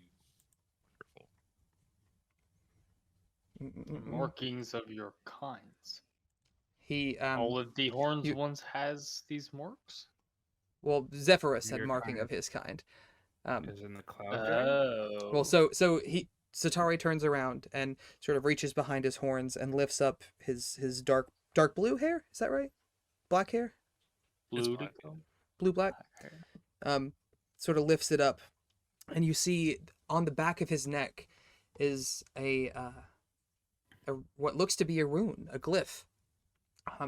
And he shakes his head, or he nods his head. Ah, yes. This is one such thing I was telling you about. And he scans his walls for a second and points, and you see the exact same rune. I'm going to drop this in chat so you boys can see what it looks like. Hells yeah. Zatara's a mysterious mofo. Most of y'all are kind of mysterious mofos. I say, it's a little mysterious. I mean, This- it's like, I don't know. I'll try to. It should be that way for the first like the 30 old sessions. knight. I'll try to get a better contrasted image, but he goes, "This is the rune live. It means life. You said you Oh, God. obtained this while working on the Vanedod." Yeah, kind of inexplainable. While working on it, I seemed to get shocked, I guess. Some kind of expel of energy. Knocked me on my ass. It effectively stopped my heart from beating. My parents had to resurrect me on the spot, actually. He looks surprised. It was said that the Vanedod had two power sources. One was an elemental in its chest, a creature of fire that powered its forges, but what gave it the ability to fight, to think, was a spark given from Anam the Allfather himself. And he looks sort of he's sort of putting things together. If such a spark ran through you, perhaps the Vanedod does have the means to be brought back to life. I assure you it has the means. I sure heard it. He sort of like rubbing his hands anxiously together. I will have to communicate this very soon. Do you have any other such markings? I think he's asking you to pull your pants down. Not there yet. Yeah, Show us the keyword. tattoo on your ass. Of Ray Orbison. He pulls his left, like the shoulder of his shirt down on his left arm and shows another one. Which is this one, right? Yeah, this one. Right. This one is Krieg. It is a rune of warfare. It is said that could combine. This was a favored rune of tacticians. Something, while not deadly in itself, very useful. Any others?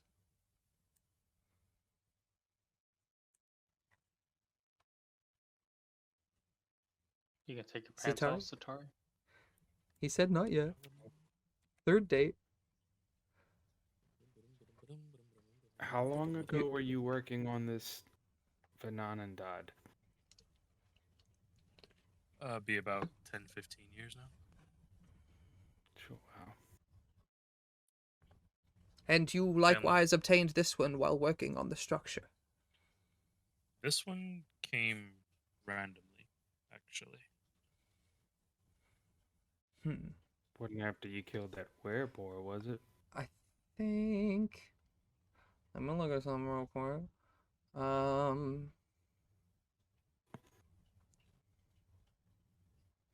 This one you did get from the Vanedod as well.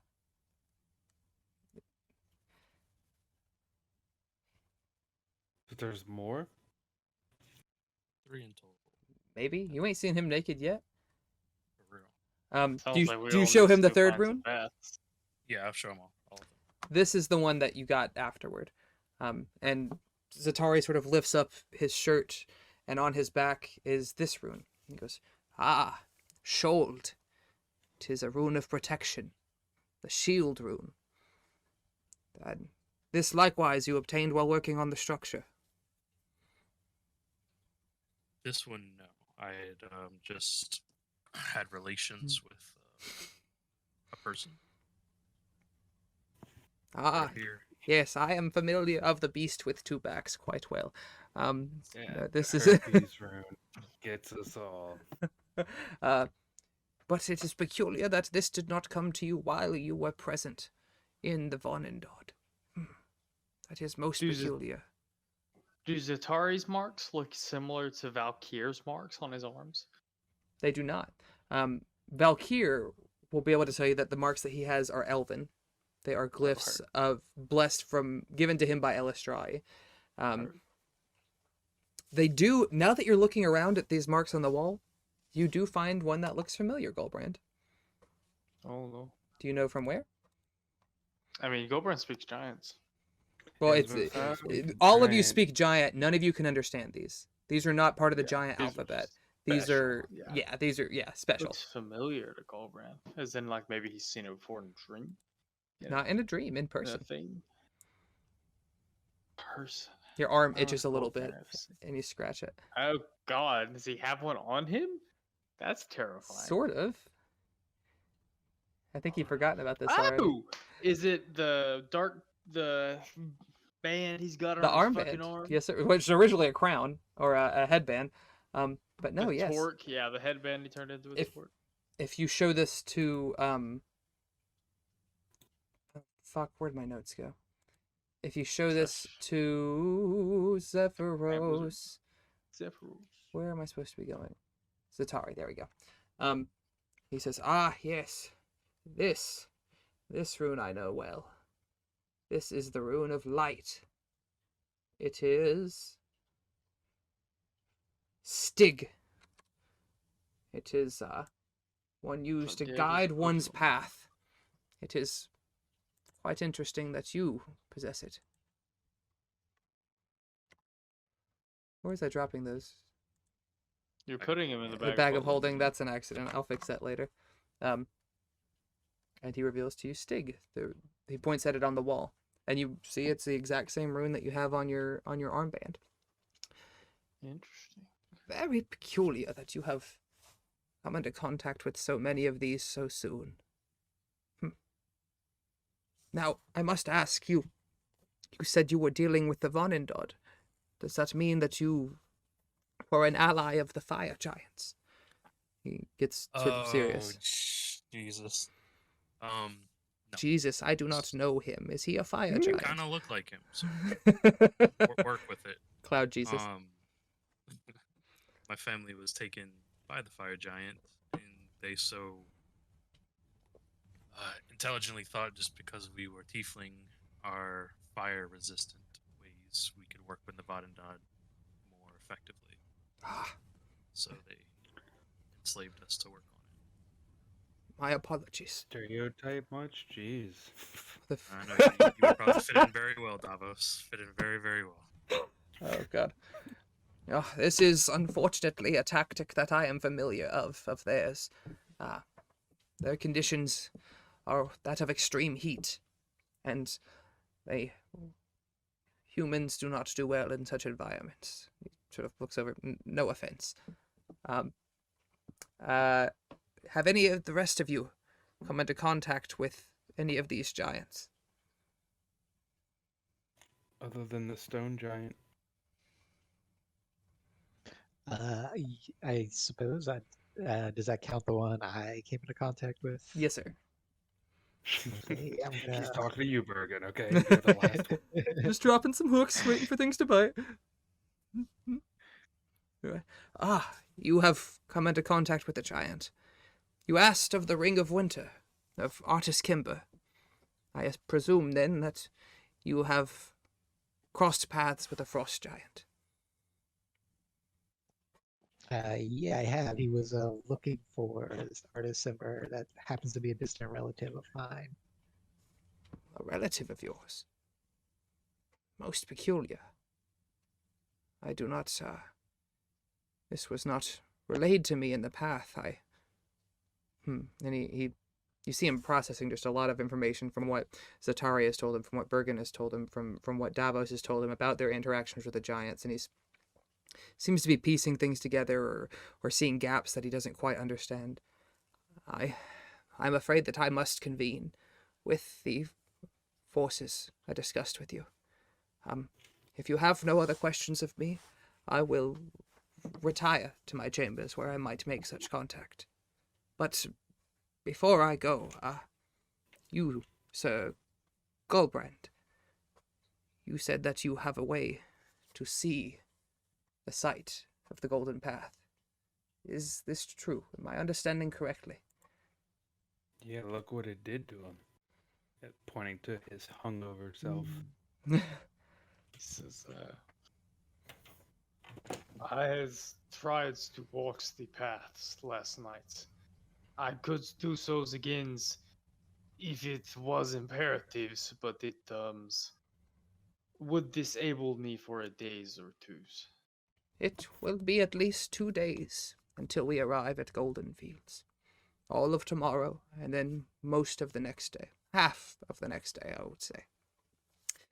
If you would not care to, and I do not mean to put you under extra strain, but I would be remiss to not catch a glimpse of you following the path while I had the opportunity. Sorry, I have to check something in my notes. I'm doing the same thing, this actually. this is DM to Devin. So if he took like 4 or 5 hits, so like he's gonna get a rest at the he's gonna get the rest at the end of tonight. He's gonna get another rest after that, right? 'Cause Yes. you said 2 days. Yes, sir. It'll be so you'll have one So- tonight. So If he takes 4 hits and gets 1 level of exhaustion, that will be gone in a rest or 2 Yeah. rest. Exhaustion disappears on rest? 1 exhaustion per rest. Yeah.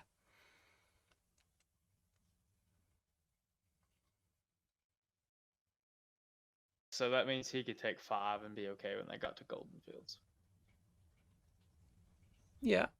That's 2 levels of exhaustion. He'd get rid of the first one at the end of today and the second, or after today's long rest, and the second one at the end of the other long rest. Yes, sir. Yeah, so he will tell him, if you are willing, I will, what did you say, adjourn with you to your chambers, and you may witness Uthgart's blessing. But it is not something I wish to do in front of my allies. It is not a proud thing.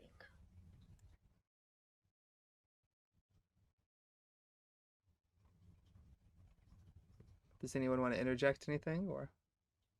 I mean, I was just gonna maybe offer that I would keep a lookout if that's what he's worried about, but also maybe, hand on his shoulder, bro. Like, you sure you want to do this? This is not something that will kill me. But I will not be feeling well for a while. There's also no telling how long I will be gone. Comes with me if you wishes to safeguard my bodies. I could be gone a fair amount of times. Follow him. While we are not, while there are other creatures in these skies, I believe that we will be safe here within this chamber. I regret to say that, likewise, my communicating with my entities is not a graceful thing, and I would appreciate privacy when I commune with them later. But can you do it now? Is this acceptable?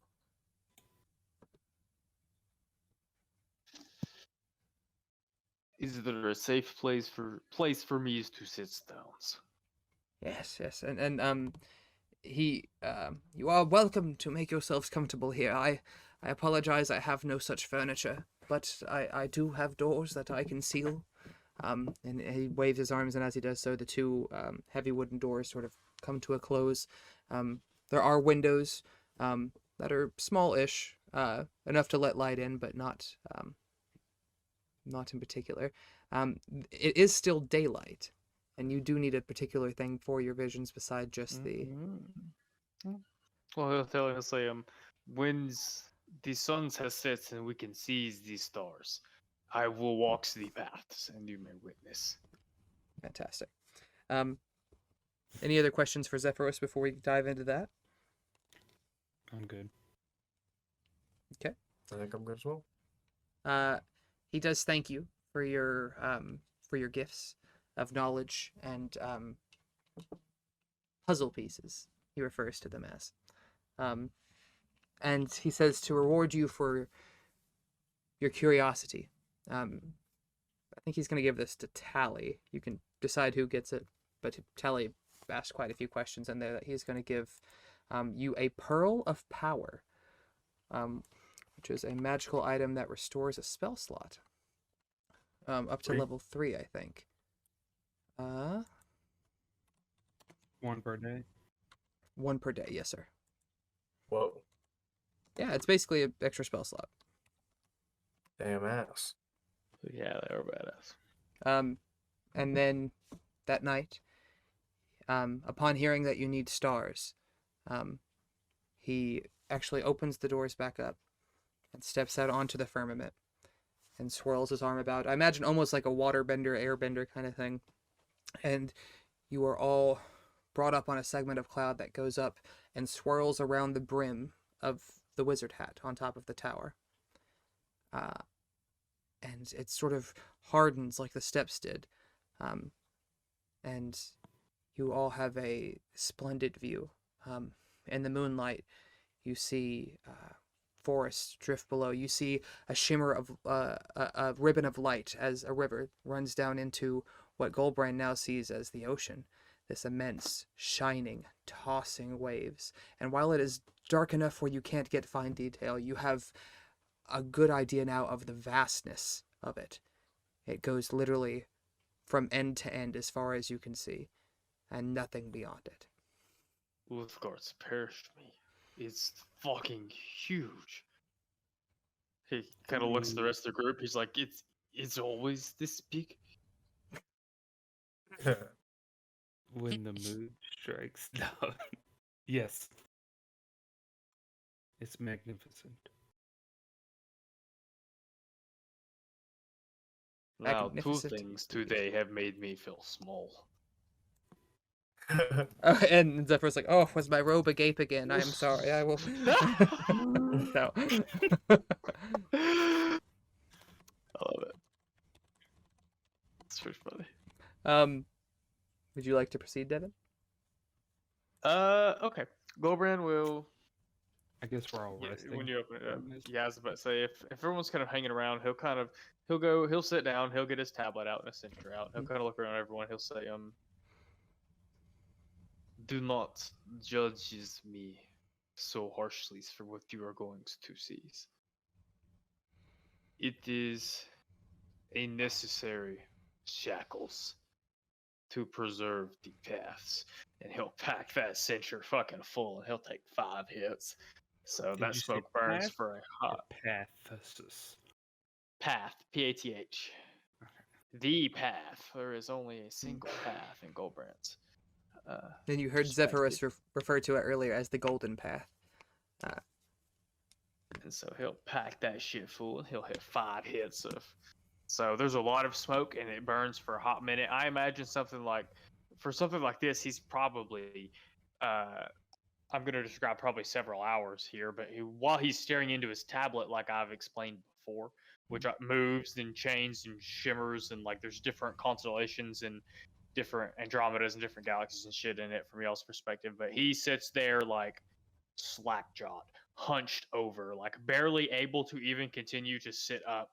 Slobber pours out of his nose. Snot pours out of his nose. He is gone. You could poke him, slap him, shake him. He does not respond whatsoever. He is, more not almost limp, but not quite. He's still sitting up and still staring into the tablet, but he is definitely, most of his bodily faculties have left him. Definitely pouring liquid from nose, mouth, maybe his ears. Like he's definitely not there. And I as you gotta roll for Donna. you guys watch this, and yeah, you can go ahead and roll at whatever advantage or whatever you get for that. You guys I didn't roll twice. see this. Well, you might get to roll twice because of your 5 hits or whatever. No, it's but just a +6. as Gulbrand's doing this, you guys all feel the relatively cool night air upon you. It's still early spring. It's chilly out, but Oh, it is a bit. after about an hour of this smoke just rising into his face, his eyes bloodshot, tears sort of streaking down the sides and dripping as he stares down into this tablet, beads of sweat forming on his arm. Another hour passes, and he looks rougher, more sweat. The clothes that he wear begin to dampen, and he gets almost a twitch as he's just staring into this tablet, seeing things unseen to any of you. And by the third hour is almost manic, like something you would expect to see, like somebody going through drug withdrawals. They're like part rocking, just part body vibrating. His breathing ragged, the sweat just pouring off of him now.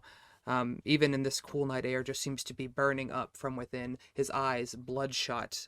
Looks like as if he's burst a blood vessel, and his eyes just, the white's completely replaced by this red.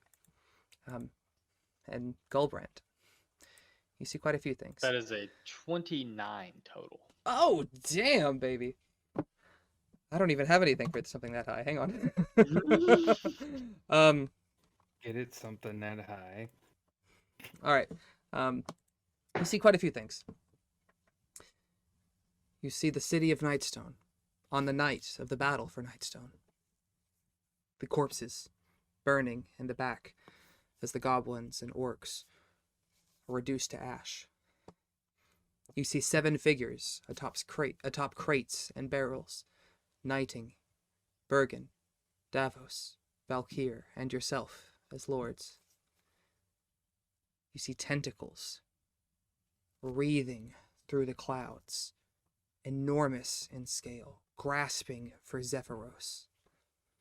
You see a blue-skinned tiefling woman donning gold jewelry with a knowing smile. You see shadowy figures sneaking through wheat fields. 2 of them in particular, colossal in scale. And for nigh on a 30, you see a large toothed grin as a serpentine head emerges from a dense jungle, enormous fangs, and an Uthgard barbarian resting in its jaws as it grinds them and gnaws on them, looking at you with yellow, slitted eyes that focus in as a warning growl is emitted deep from within this reptilian voice. You come out of the vision, drenched in sweat. Even the thick fur that you wear of the bear around you is the sweat is, while the hair is hydrophobic, the sweat is still like catching in niches and pooling in some places. Your comrades look on at you in concern and confusion, and your mind races with the visions before you. And a fascinated Zephyros looks on at you intensely, his mouth open just barely in wonder, eagerly awaiting for you to share what you have seen. Gulbrand will ask hoarsely if he has a pen and paper. This will be the only recorded instance of these abilities. Zephyros waves a hand, and from one of the windows on the 3rd floor, a rather large quill, even for you, it's probably about 2 or 3 feet long, and a scroll of parchment come to rest before you. Gulbrand will recite everything you just said aloud to the group and to Zephyros as in detail and as accurately as he possibly can. I imagine it takes him a minute. He's probably shaking. He's probably hoarse. Yeah. Probably, This is things that you saw over the course of several hours. It has been, I would say, the whole experience probably close to 5 hours. As you were relaying all this, some of your compatriots, while interested, seem to have almost, passed out from exhaustion from their journey and the staying in a resting position while you're doing this. But now everybody is up and intently focused on you. And you pick up on lots of details and things you say that make Zephyros sort of furrow his brow, and some things you say and he nods his head like he recognizes it, like he's heard it somewhere before. When you are finished, He's going to give you a lesser restoration to take off 1 level of exhaustion. Oh, that's much appreciated. Gulbrand doesn't have to go throw up anymore. Yeah, you're still feeling rough. You are about to drop, pass out That was right his there on next your thing, feet. is he was gonna stumble to a place and throw up, but now he probably won't do that. And you probably still feel nauseous. You're not normal under One any level of circumstances. exhaustion's not fun. Mm. So Gulbrand obviously looks exhausted. 1 level instead of 2. Mm. Yeah, So, even he's through he's shaky, and he looks like somebody's had the flu, in the middle of the flu maybe. Like, he's pretty. Yeah, he rough. looked haggard today. He looks, a little worse for wear. But now he looks like shit. He's rough. But You can actually watch him, like, as he gets up to move around, his legs shake a little bit while he walks. He's pretty unstable at the moment. Oh, buddy. And actually, give me 1 more second.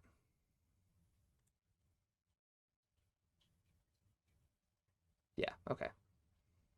I was, for the 29, I was debating giving you something else, but I think we're good. That's a lot of shit for Gulbrand to digest. Might just Devin. Oh yeah, it's Not as bad on Devin, I guess, but Gulbrand's like, fuck. Yeah, Devin can watch the video later and get a better idea. Gulbrand's feeling it. But he thanks you tremendously. I understand that this is a private power that you possess, and that it puts you in a very weakened state. But the knowledge you have given me may help us all stick closer to the path. And for that, I thank you. Do some rude Uthgardian gesture. He's like, We can state my ass. Yeah, well, okay, but he takes back that lesser restoration. No, he tells you all. A small bag of bloodweed. One more time. Portion out.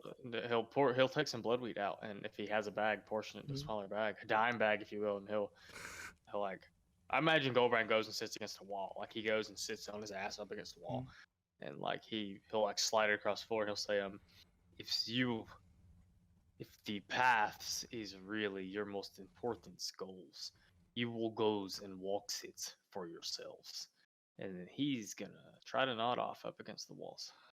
Basically said, you do it next time. You pass out nearly instantly as he escorts you guys back down to the interior chamber where he tells you could rest for the night. And as soon as you get down there and say that, you are out and on the floor. Zephyros sort of nods his head solemnly. If only I could, my Goliath friend.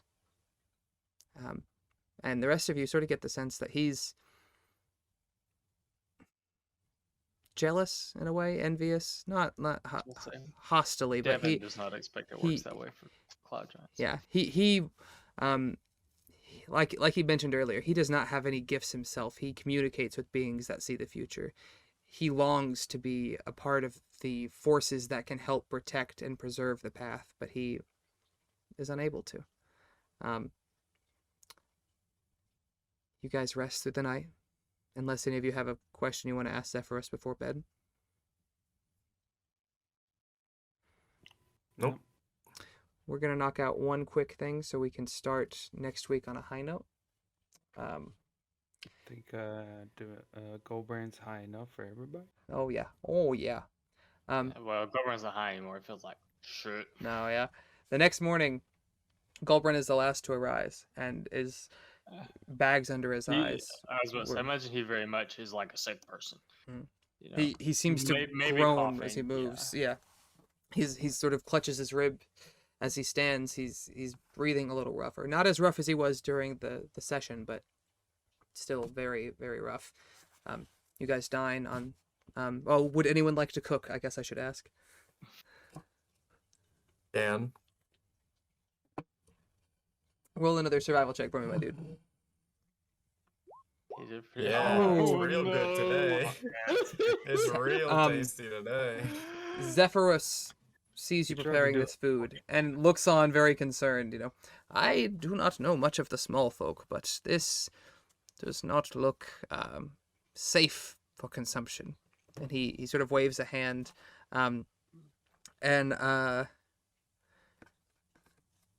few things appear from one of the upper rooms and swirl down, and several small saucers with light, fluffy pastry cakes, almost like the what are they called? The little yellow cakes that have whipped cream and strawberries on them. It's not quite that Strawberry fancy. shortcake. Yeah, sure. Well, not quite that fancy. It's something of that ilk. And you guys eat it, and it is sweet and filling and pretty large for the size. I mean, they're made for giants. So Hell yeah, it's like a they're- cake yeah. size. Fucking- And Reminds me of it's- Nimbus. it's made of some type of sweet cream. It's not like the cream itself. It's not quite whipped cream, but it's very delicious. And instead of strawberries, there's perhaps some blackberries and maybe some blueberries mixed together in there. It's One bite very is enough to delicious. fill the stomach of a grown man. He makes them out of good berries. How many did you eat? 25. 11. You guys thank him for the meal, I presume, and he bows his head, nods his head, says, "I'm afraid that last night it grew too late for me to communicate with the beings, and now I must away to speak with them. I might be gone for some hours, and I may take a nap afterward. Similar to your friend here, it is not a easy process to communicate with such entities." And some clouds swirl up from beneath his feet and rise up into the air. He ascends through to the top level of the tower, to the 3rd floor. And you see him step off onto the platform, and you lose sight of him. What are you guys doing as you're riding through the clouds this day? If you would like to do anything productive or... Everyone's gonna try to work on his armor because he doesn't Yes, sir. want to just sit on his ass. But Yeah. Roll, what am I gonna make this? Let's say roll, okay. Roll a nature and a survival check. Okay. It takes you a little while fumbling with the chitin to really understand how it latches together. When you guys pried it off, it was plate by plate by plate. And while you don't want to necessarily compromise the integrity of it by piercing it to strap it together, but after working with it for some time, you do manage to complete a portion of it.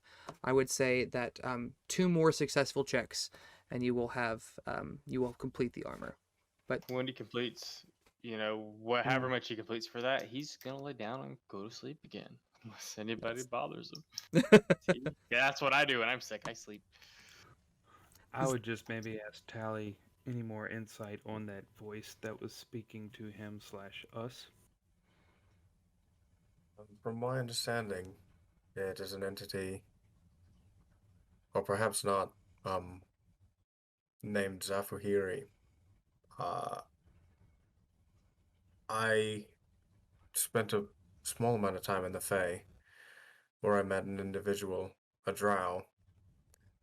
They did not speak to me as we are now, but rather as I do when our mouths aren't moving.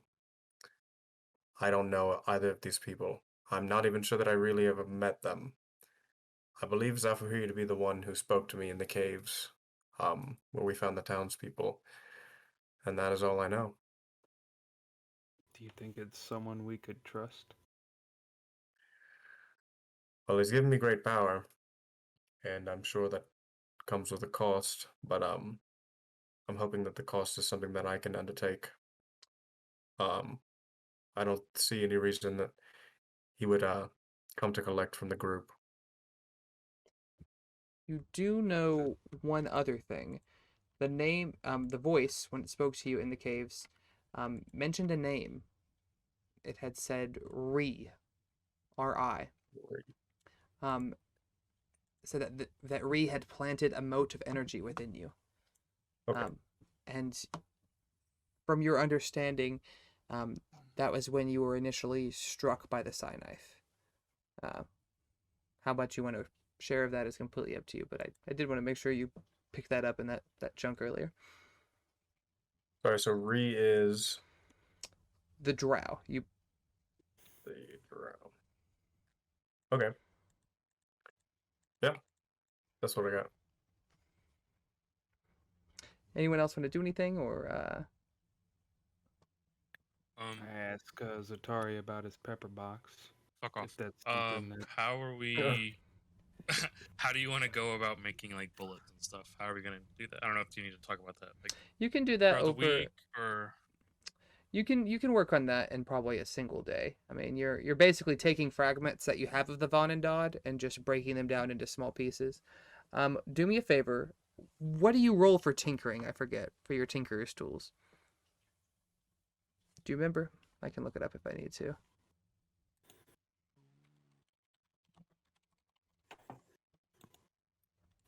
Would a proficiency in alchemist supplies somehow help him in his bullets, whether making them stronger or getting it done quicker? You don't necessarily know enough about them to be helpful to that degree yet, but you could, if he were to allow you, could certainly observe and see the process and maybe down the road be able to help or collaborate in some way. Yeah, I would ask him, hey, look, I'm proficient in alchemy. Is there anything I could do to help? Trying to bond with my new friend. Try not to be You're fine, racist. for sure. You can definitely Essentially, observe, yeah. sure. I don't know how much you'll comprehend, but we can try. It doesn't tell me anything about a save. Yeah, so let's do a sleight of hand. Not sure which one I want to do here. Let's go At with. the very least, I can play a song to help pass the time. Jesus.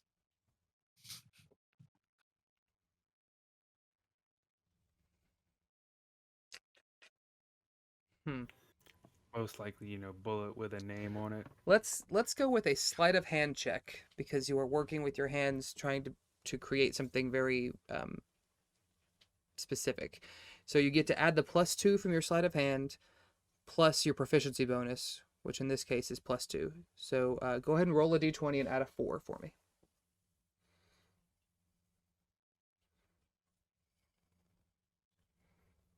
Boop boop be-doop boop. Or don't. That's entirely your call. It's coming. Calm down. 7, 11. Okay. Oh, your thing's still a coup. I need to fix that. So you managed to produce a few bullets. This is going to be half a batch for whatever you're making bullets for the pepper box, obviously. I think it's normally 20 to a batch. So add 10 bullets to your inventory. And as you watch Davos, he takes sort of this black, very hard metal. It's kind of unlike anything you've ever. Oh no! It reminds you, actually, of the stone club that Thane Calithica used, that the stone giants use. Was it adamantine? Adamantine, yes, sir. Would I know it's adamantine, or it just reminds? You may not know it by name. You could make either a history or a nature check. Sure. We'll do nature. I thought. Yeah, Okay. Yeah, you may not know the name of it in particular, but you know that this looks very, very similar. It seems to have the same properties. It seems to have the same rough kind of cut nature to it. Incredibly hard, very dark. Not quite as dark as obsidian, nor does it have like the glassy shine that obsidian typically has. But you're certain that these are the same thing. And he's sort of breaking down fragments of it, using his tools, crushing parts of it, compacting them into small spheres, and you watch as he takes a few and he pops open the pepper box and like pops a few in. You see him pour in a little bit of fine black powder, and before sealing them back up, and then he places the extra ones that he made into a small pouch that he keeps on his belt. And you have just witnessed him create bullets. Not for the first time, but first time you've seen. saw him Yeah. make bullets. And it's really the first time you've seen how any part of the pepper box works. Like, you knew it boomed and somehow it hit things, but now you're gathering it shoots these little balls of metal at things at exceptional speed, and by doing so deals a feck a ton of damage. I would ask what he calls it and also where he got it from. Zatari gets up and he goes, "Stop asking so many questions," and points the gun at him and then casts Thaumaturgy and goes, boom! Did you Oh, really just shit. shoot me? Roll, hang on, hey, roll Yeah, roll an roll. intimidation check, and Davos roll an insight check at disadvantage. All right, I'm Not very good. The boom doesn't, you don't shit yourself, but you legit, like, you immediately begin, like, checking your body, and, like, you're searching for blood, because you've seen it just, like, you would see the board just start to bleed. You didn't know how it happened, and you're just, like, you begin checking places that a bullet couldn't even hit. You're, like, checking the back of your neck and, like, your legs, and you're pretty shaken up by it. pretty sure I checked my genitalia first. Yeah. Does the sound wake up Gold? That was a very bard thing to say. Three. Okay, they're You all there. hear a loud, like, snore, like, and then it resumes back. This is a couple of hours after he initially went up there. You gather that he's already convened and gone to bed. Does it wake up Gulbrand? Oh, Gulbrand. Yeah, it's booms are Loud, yeah, yeah. it's loud enough to where you startle awake, and I figure at least he looks between the two of you, also unsure if you just shot Davos, so he's like, fuck. But if he sees Davos, like, not bleeding, like, checking himself and not hurt, he's gonna be like, just imagine, like, Once I realize I'm okay, that's not a way to make friends. this was fucking rude. One day at a time, fellas. Agreed. One day at a time. Stop asking so many questions. Yeah. Noted. I love It's always Zatari. Bless. compensate things. Could you almost get my sleep? Well, right now his pee-pee's bigger than yours, big guy. You're feeling pretty rough. Anyway, you guys go about this, and Bergen, are you doing anything in particular? Tally, are you doing anything in particular? I don't think I have much to do. I imagine Tali's just having to go look over everything that they're passing through. Okay. Maybe meditating on it. Bergie?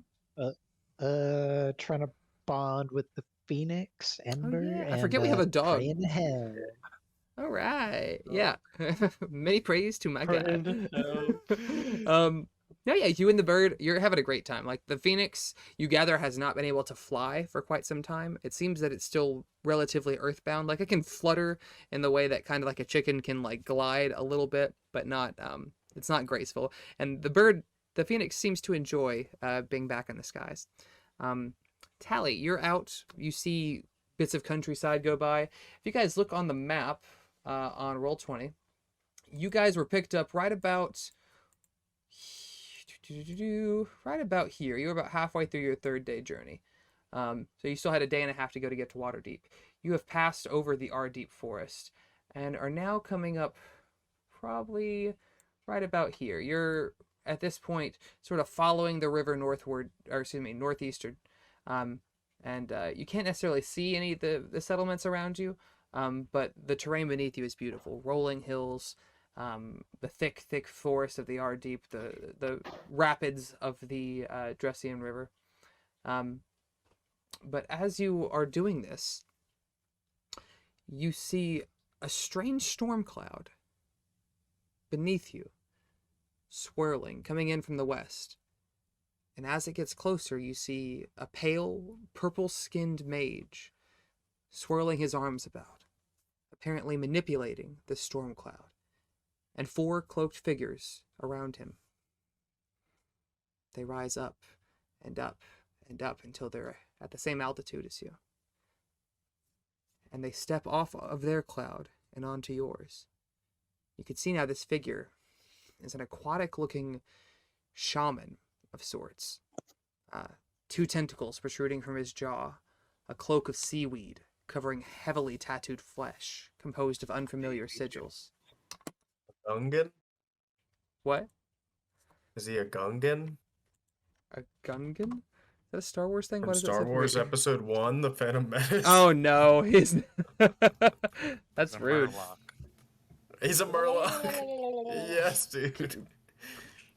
Yeah, I was thinking either Davy He- Jones or the lobster from Futurama. Why not Zoidberg? Zoidberg. He comes. He's surprised to see you. Like he didn't expect to see small folk up on the cloud.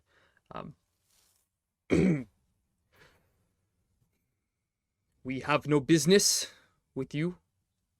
We seek an audience with the cloud giant.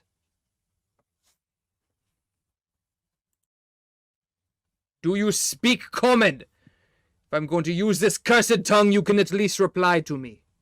Sorry, is he speaking to me? Who's he talking to? Yeah, you're the only one outside right now.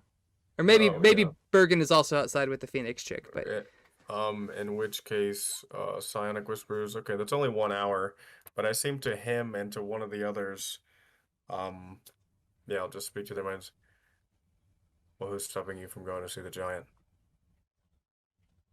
you tell your friends that, or you tell him that? I'm speaking to him and at least one of the other cloaked figures straight to their brains. I did not expect there to be company. If I will proceed inside. And he says something in a language that I don't think any of you understand. It sounds very guttural, very unearthly almost. And Primordial question mark? no, you're in a similar view point, but not quite. And the four cloaked figures, who you see are not all aquatic like he is. Two of them are humanoid. One's a human, one's an elf. One is similar to him, sort of this merfolk-ish presence. One of them is actually another Goliath. Not quite as big as Gulbrand, a little more lithe, and but all very heavily cloaked for this type of year. And he begins to walk into the central area of the castle. Zephyros! He bellows out. There's no response. I guess we all hear this. You all hear this. Some of you don't even know what's happening, so you're a little questioning of what's going on. He does it again. Zephyros! Let's go around, wake up, and see these people. Yeah. You said they're wearing seaweed cloaks? This one in particular, yeah, is donning like you can kind of see it on the image a little bit, like from the front of his chest down his back is like made of kelp and seaweed, sort of woven together. Algae. It's very unusual. He does not look like he's normally above the water. I picture Gulbrand like using his sword to like stand himself up, and he'll him. I am not sure you are as welcome here. Do you have an invitation? Do Yeah, I you? mean, Indeed, we were invited here. And do you? What makes you believe that I was not? Well, for once, you came up to us instead of him going down to use. Yes, you pathetic humans. Dumb barbarian. Yes, You- let's say dumb yeah. barbarian logic. Yeah, well, no, I mean it's good logic. Not all of us need the giants to come to us. Some of us are gifted with ways to soar through the skies on our own. So you Well, then admit to coming where's- here of your own volitions. yeah, Of my own transportation. What have you done with the giant? Why is he not speaking? Why is he not coming down? He is adjourning at the moment. Tyler's gonna mental speak. If you had an appointment, then I believe the giant would be here to see you. Ooh, got him. You said that out loud, or you said that to your? I said that to the leader of the group, and I'll say the elf in the group, to their brains. Oh, can you? Your psionic whispers is linked to your party, yeah? Nope, it's Oh, any creature I okay. can see. When you said him and one of the others, I thought you meant Bergen and one of the other people inside. I got you now. No, Um, just the his- two of them. Oh, actually, let me look at a stat block real quick. Because he might have a thing for this, actually. Oh boy, how fun. I'm definitely on guard here. Sword drawn, Yeah, rapier. Sword Gulbrand's drawn? like leaning on. Yeah, Gulbrand's like leaning on his sword. He never put it away. He as soon as you guys draw your weapons, the other four draw their weapons. He doesn't make any move to do anything hostile, but they're very much, they don't know you, you're drawing steel, they're doing the same. Or We drawing don't wood. know them. No, yeah. He says, he should be here. He should be down. I do not understand. What have you done? Have you slain him? For a bounty. How's I with kind of like replies? awkwardly look at Zatari when he says bounty. What is it? God, bro. You How's better with watch replies? the way you talk, or you're gonna get pepper boxed. Oof. I do not know what that is. Neither do Neither I. does he. Don't worry. Our negotiations are with Zephyros and him alone. If you cannot provide him, I can only believe that you have done something He's vicious to him. sleeping, man. How Are do you you think we would? sure? How do you think we would drive this castles without him? His We magics are are not just known to me. mortals after all. Your magics are not known to me. Are Perhaps you it's friend or foe? to you, I know not. To To the Zephyr. giant? We seek to forge an alliance. Insight check. Yeah, you can roll.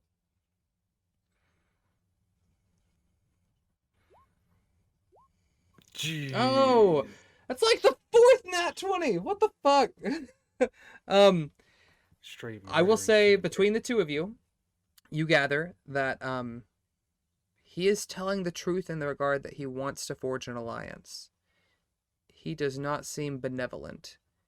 He may be seeking to manipulate the giant. blackmail him He may be in a way? seeking to use him as an ally with no actual fondness to the giant. But he's spoopy. Mm. He a little sus. I'll say not spoopy, sus. A little sus or pretty sus? With the 20, he doesn't like you guys at all. To you, he seems very hostile. You don't know if you don't know necessarily how he'll react, but from what you gather on the inside check of him coming to forge an alliance, he's telling the truth in that regard, but it doesn't seem to be a friendly meeting. He'll look at Bergen very briefly, and then he'll say, it might be best if you comes back at another times. Do you know how far away we have traveled, child? I It don't is- particularly fucking cares. You are a stubborn one. Listen, Little perhaps we have music. gotten off on the wrong foot. Wrong fin. What I would Can like I to try do... to like go up and wake Zephyr? Like, is he wakeable? There is He, like, no way for approachable? you guys to get up there. There is no staircase. Okay. There is no method to communicate. As far as you know, he's up there, sleeping, exhausted from his session, similar to how Gulbrand was, perhaps not in the same way. But He or Tally couldn't message him. you could certainly try. Would it yield a result? Well, let's see. What do you message? Hey, bro, there's some strange people down here looking to see you. Hey man, how you doing? What's good with you? So he's still sleeping. Does not awaken him. But perhaps we have gotten off on the wrong foot. Perhaps a gift would make this a less tense situation. And from within his seaweed sort of cloak and the ragged leather and tattered cloth that makes up his outfit, he pulls out a sphere. Probably about big around, maybe about 8 inches in diameter. Swirling blue. Seems almost to be filled with water. And he hands it out. I will say he holds it out to Gulbrand, since Gulbrand seems to be the most hostile at the moment.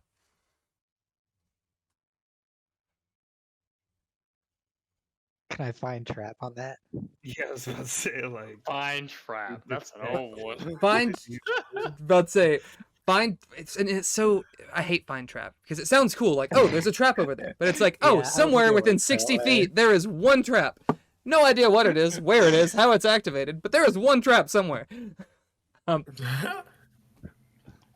Do you take it? Traps? Do you? I thought traps for insight checks. Does it look like it has a whirlpool in it? Kind of. It seems to be swirling water. You even think that it's kind of dark for water. It's not like clear as that amount of water would be. It's unusual. It seems like it's some type of enchantment, but you can't gather what. can I just ask him what is that? Yeah. Well, this is his ooze. It is an offering. Look into it. You will learn. It's pretty sus, bro. Yeah, Gulbrand's sus as fuck. Grab it with a rag, if anything. I put my hand on Gulbrand's shoulder and assure him I've got his back if anything were to happen. And maybe we should Never take candy accept from the gift. strangers. Maybe we should what? Yeah, what was the last part of that? Accept the gift as a gesture of like peace and goodwill to this dudes who are going to see this other giant dude who helped us out and shit.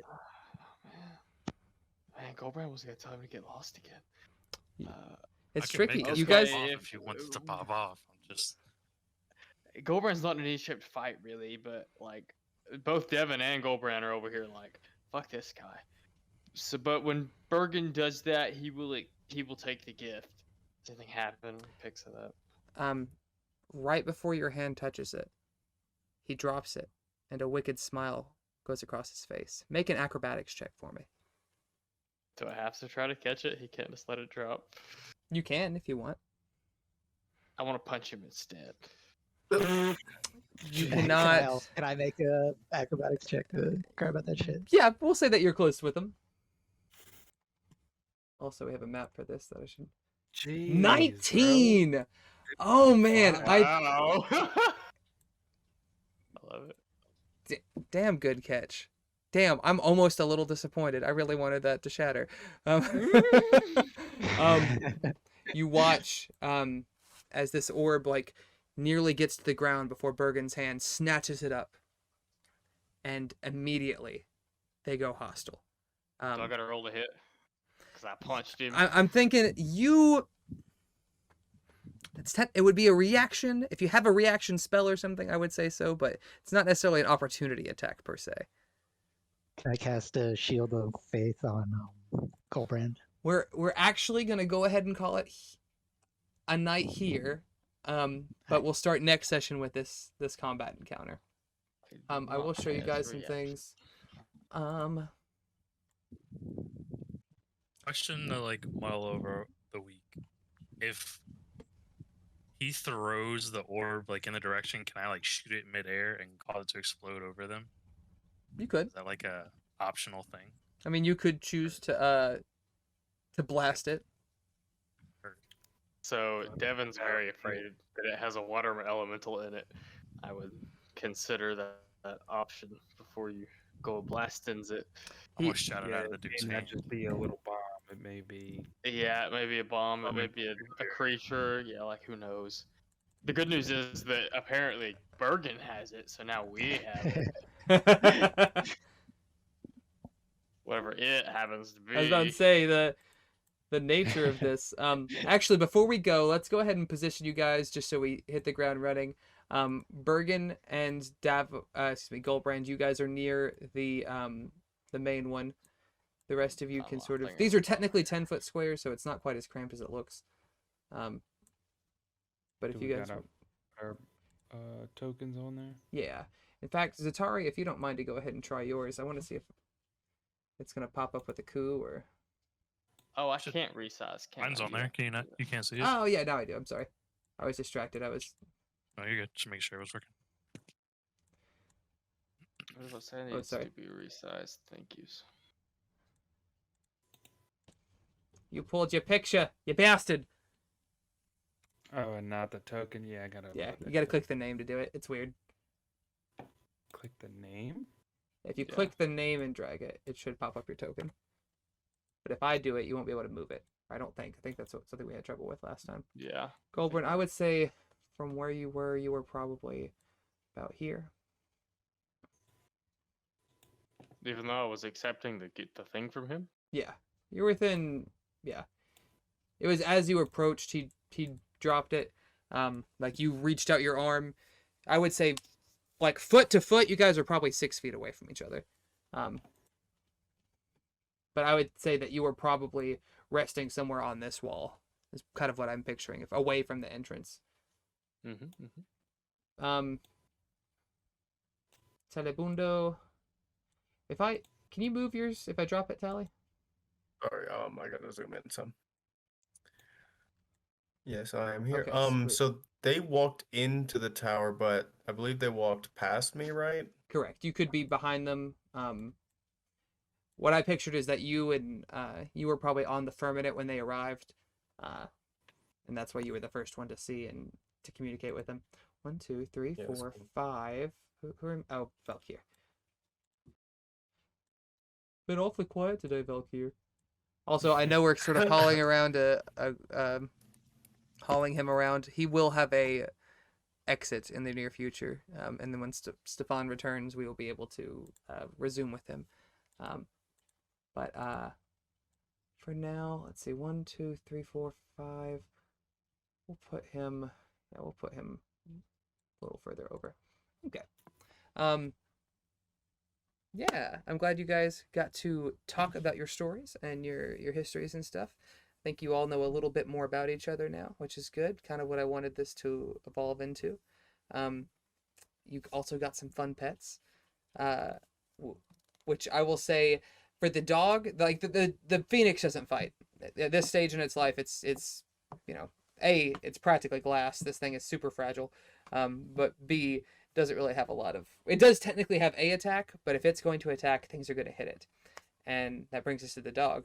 You guys can choose to use this as a combat creature, but if you do, they will target it. I am not Devin, so I do not hate animals, so I will not make him die instantly. You will have chances to heal if it drops to 0 HP. But if you guys just want to say that the dog stays out of combat and does not attack or is targeted, then that can be done. I'm good with non-combat for both. Okay. That's me. For Sirius. For Sirius. Sirius. Brandon, if you want to send me messages for what you want to send to Nightstone and Oral Bar, because you mentioned that earlier, we'll go ahead and get some stuff rolling there. And to who specifically you're sending them to, I should say. Okay. And yeah, I'm excited. I was hoping to get through this combat, but I'm not upset about it. You guys learned a lot, both about the situation at large and each other, so that's pretty cool. Still got some questions for Gulbrand. Gulbrand's got a lot of shit to contemplate. I'm kind of glad that Devins were in this encounter before, because that will make things quicker, but Gulbrand has a lot of shit to think about. You've ran this encounter? Oh, you mean I've run the adventure before. Yes, like, yes. I couldn't imagine hearing all that stuff about the ordning and not knowing, from a player's perspective. That's probably like, what the fuck is he talking about? It's kind of dense. And on that note, he refers to the ordning being shattered. It is not a physical item. It is not something that is a construct that you can create or mend. It is basically literally like the their word of class God. structure. Sort of like It's their caste system. God level magic Yeah. segregation. I'm also good with if we just do it via messages. The stuff I have for Gulbrand is it's role play. It's not probably story relevant. And you guys If are we welcome to want do that to with anyone. If side. while you guys don't have a whole lot of privacy on this vessel per se, you guys could choose to have a private conversation with somebody. So if you guys want to shoot messages back and forth, that's cool. I would like to know roughly what you guys discussed, just so I could be like, okay, so this character's aware of Yeah, I this, was this about to character's say, aware of this. You could be included in the messages. Yeah, don't need to be, but if you guys want to do it, it's cool. I'll be down. It'll take me a lot longer to do responses because I'll think about them a lot longer. But it's fine if we have a week, Yeah, It's just small stuff. See? Do you guys have any? I would say Zatari, but he's pretty standoffish about learning about his pepper box. Not really. You just be pushing. What do you mean not really? You just tried to Just be like pushing, fake bro. shoot me. He didn't try to shoot you. He just made you think Hey, that he bro. tried to shoot you. Pretended to shoot you. That's even worse. What's He's that just called? he's just a spicy boy with a peppery I'm box. saying, and you're trying to get in the Get Oh, off his God. job, dude. Slap your mama with his Back off the Davos box, wants his dude. Atari's box. Heard. And quote of the night. The secrets of Zatari's box. Ooh, Intent- that's a good That one. will not be Good- revealed. to Good you. fake smut novel. Good. Tusk Love 2.0. Jeez. There was a list on Reddit the other day of adult novels that like you could find in game. Like someone had asked for like people's ideas, and they had their own list plus the list from all the comments. There was quite a few. That's hysterical. Before we sort of go our separate ways for the evening, do you gentlemen have any questions? Anything that didn't make sense that I can maybe shoot some information about through the week? Anything that went really well and was cool, or anything that was really shitty and you don't want to do it? Like, let's not do that again. I had a don't think so. Yeah. I feel like it was all good. Okay. More Cool. DM nudes, please. Oh yeah. No sweatpants season today. I'm sorry. It's cold today. Don't wrong. My camera's gonna accidentally flick on next week, and I'm gonna be like the copper tone girl, you know, the one with like the puppy like pulling her pants or her bikini Yeah. bottoms down. Yeah, so be ready for that. Please don't. Jesus Christ. Okay, bye. All right. He's had enough. Love you, See y'all dudes. next week. Be good. See you Take later. care. And is it Alright. Friday yet? New day. Yeah. Yeah. Yes. Night, y'all.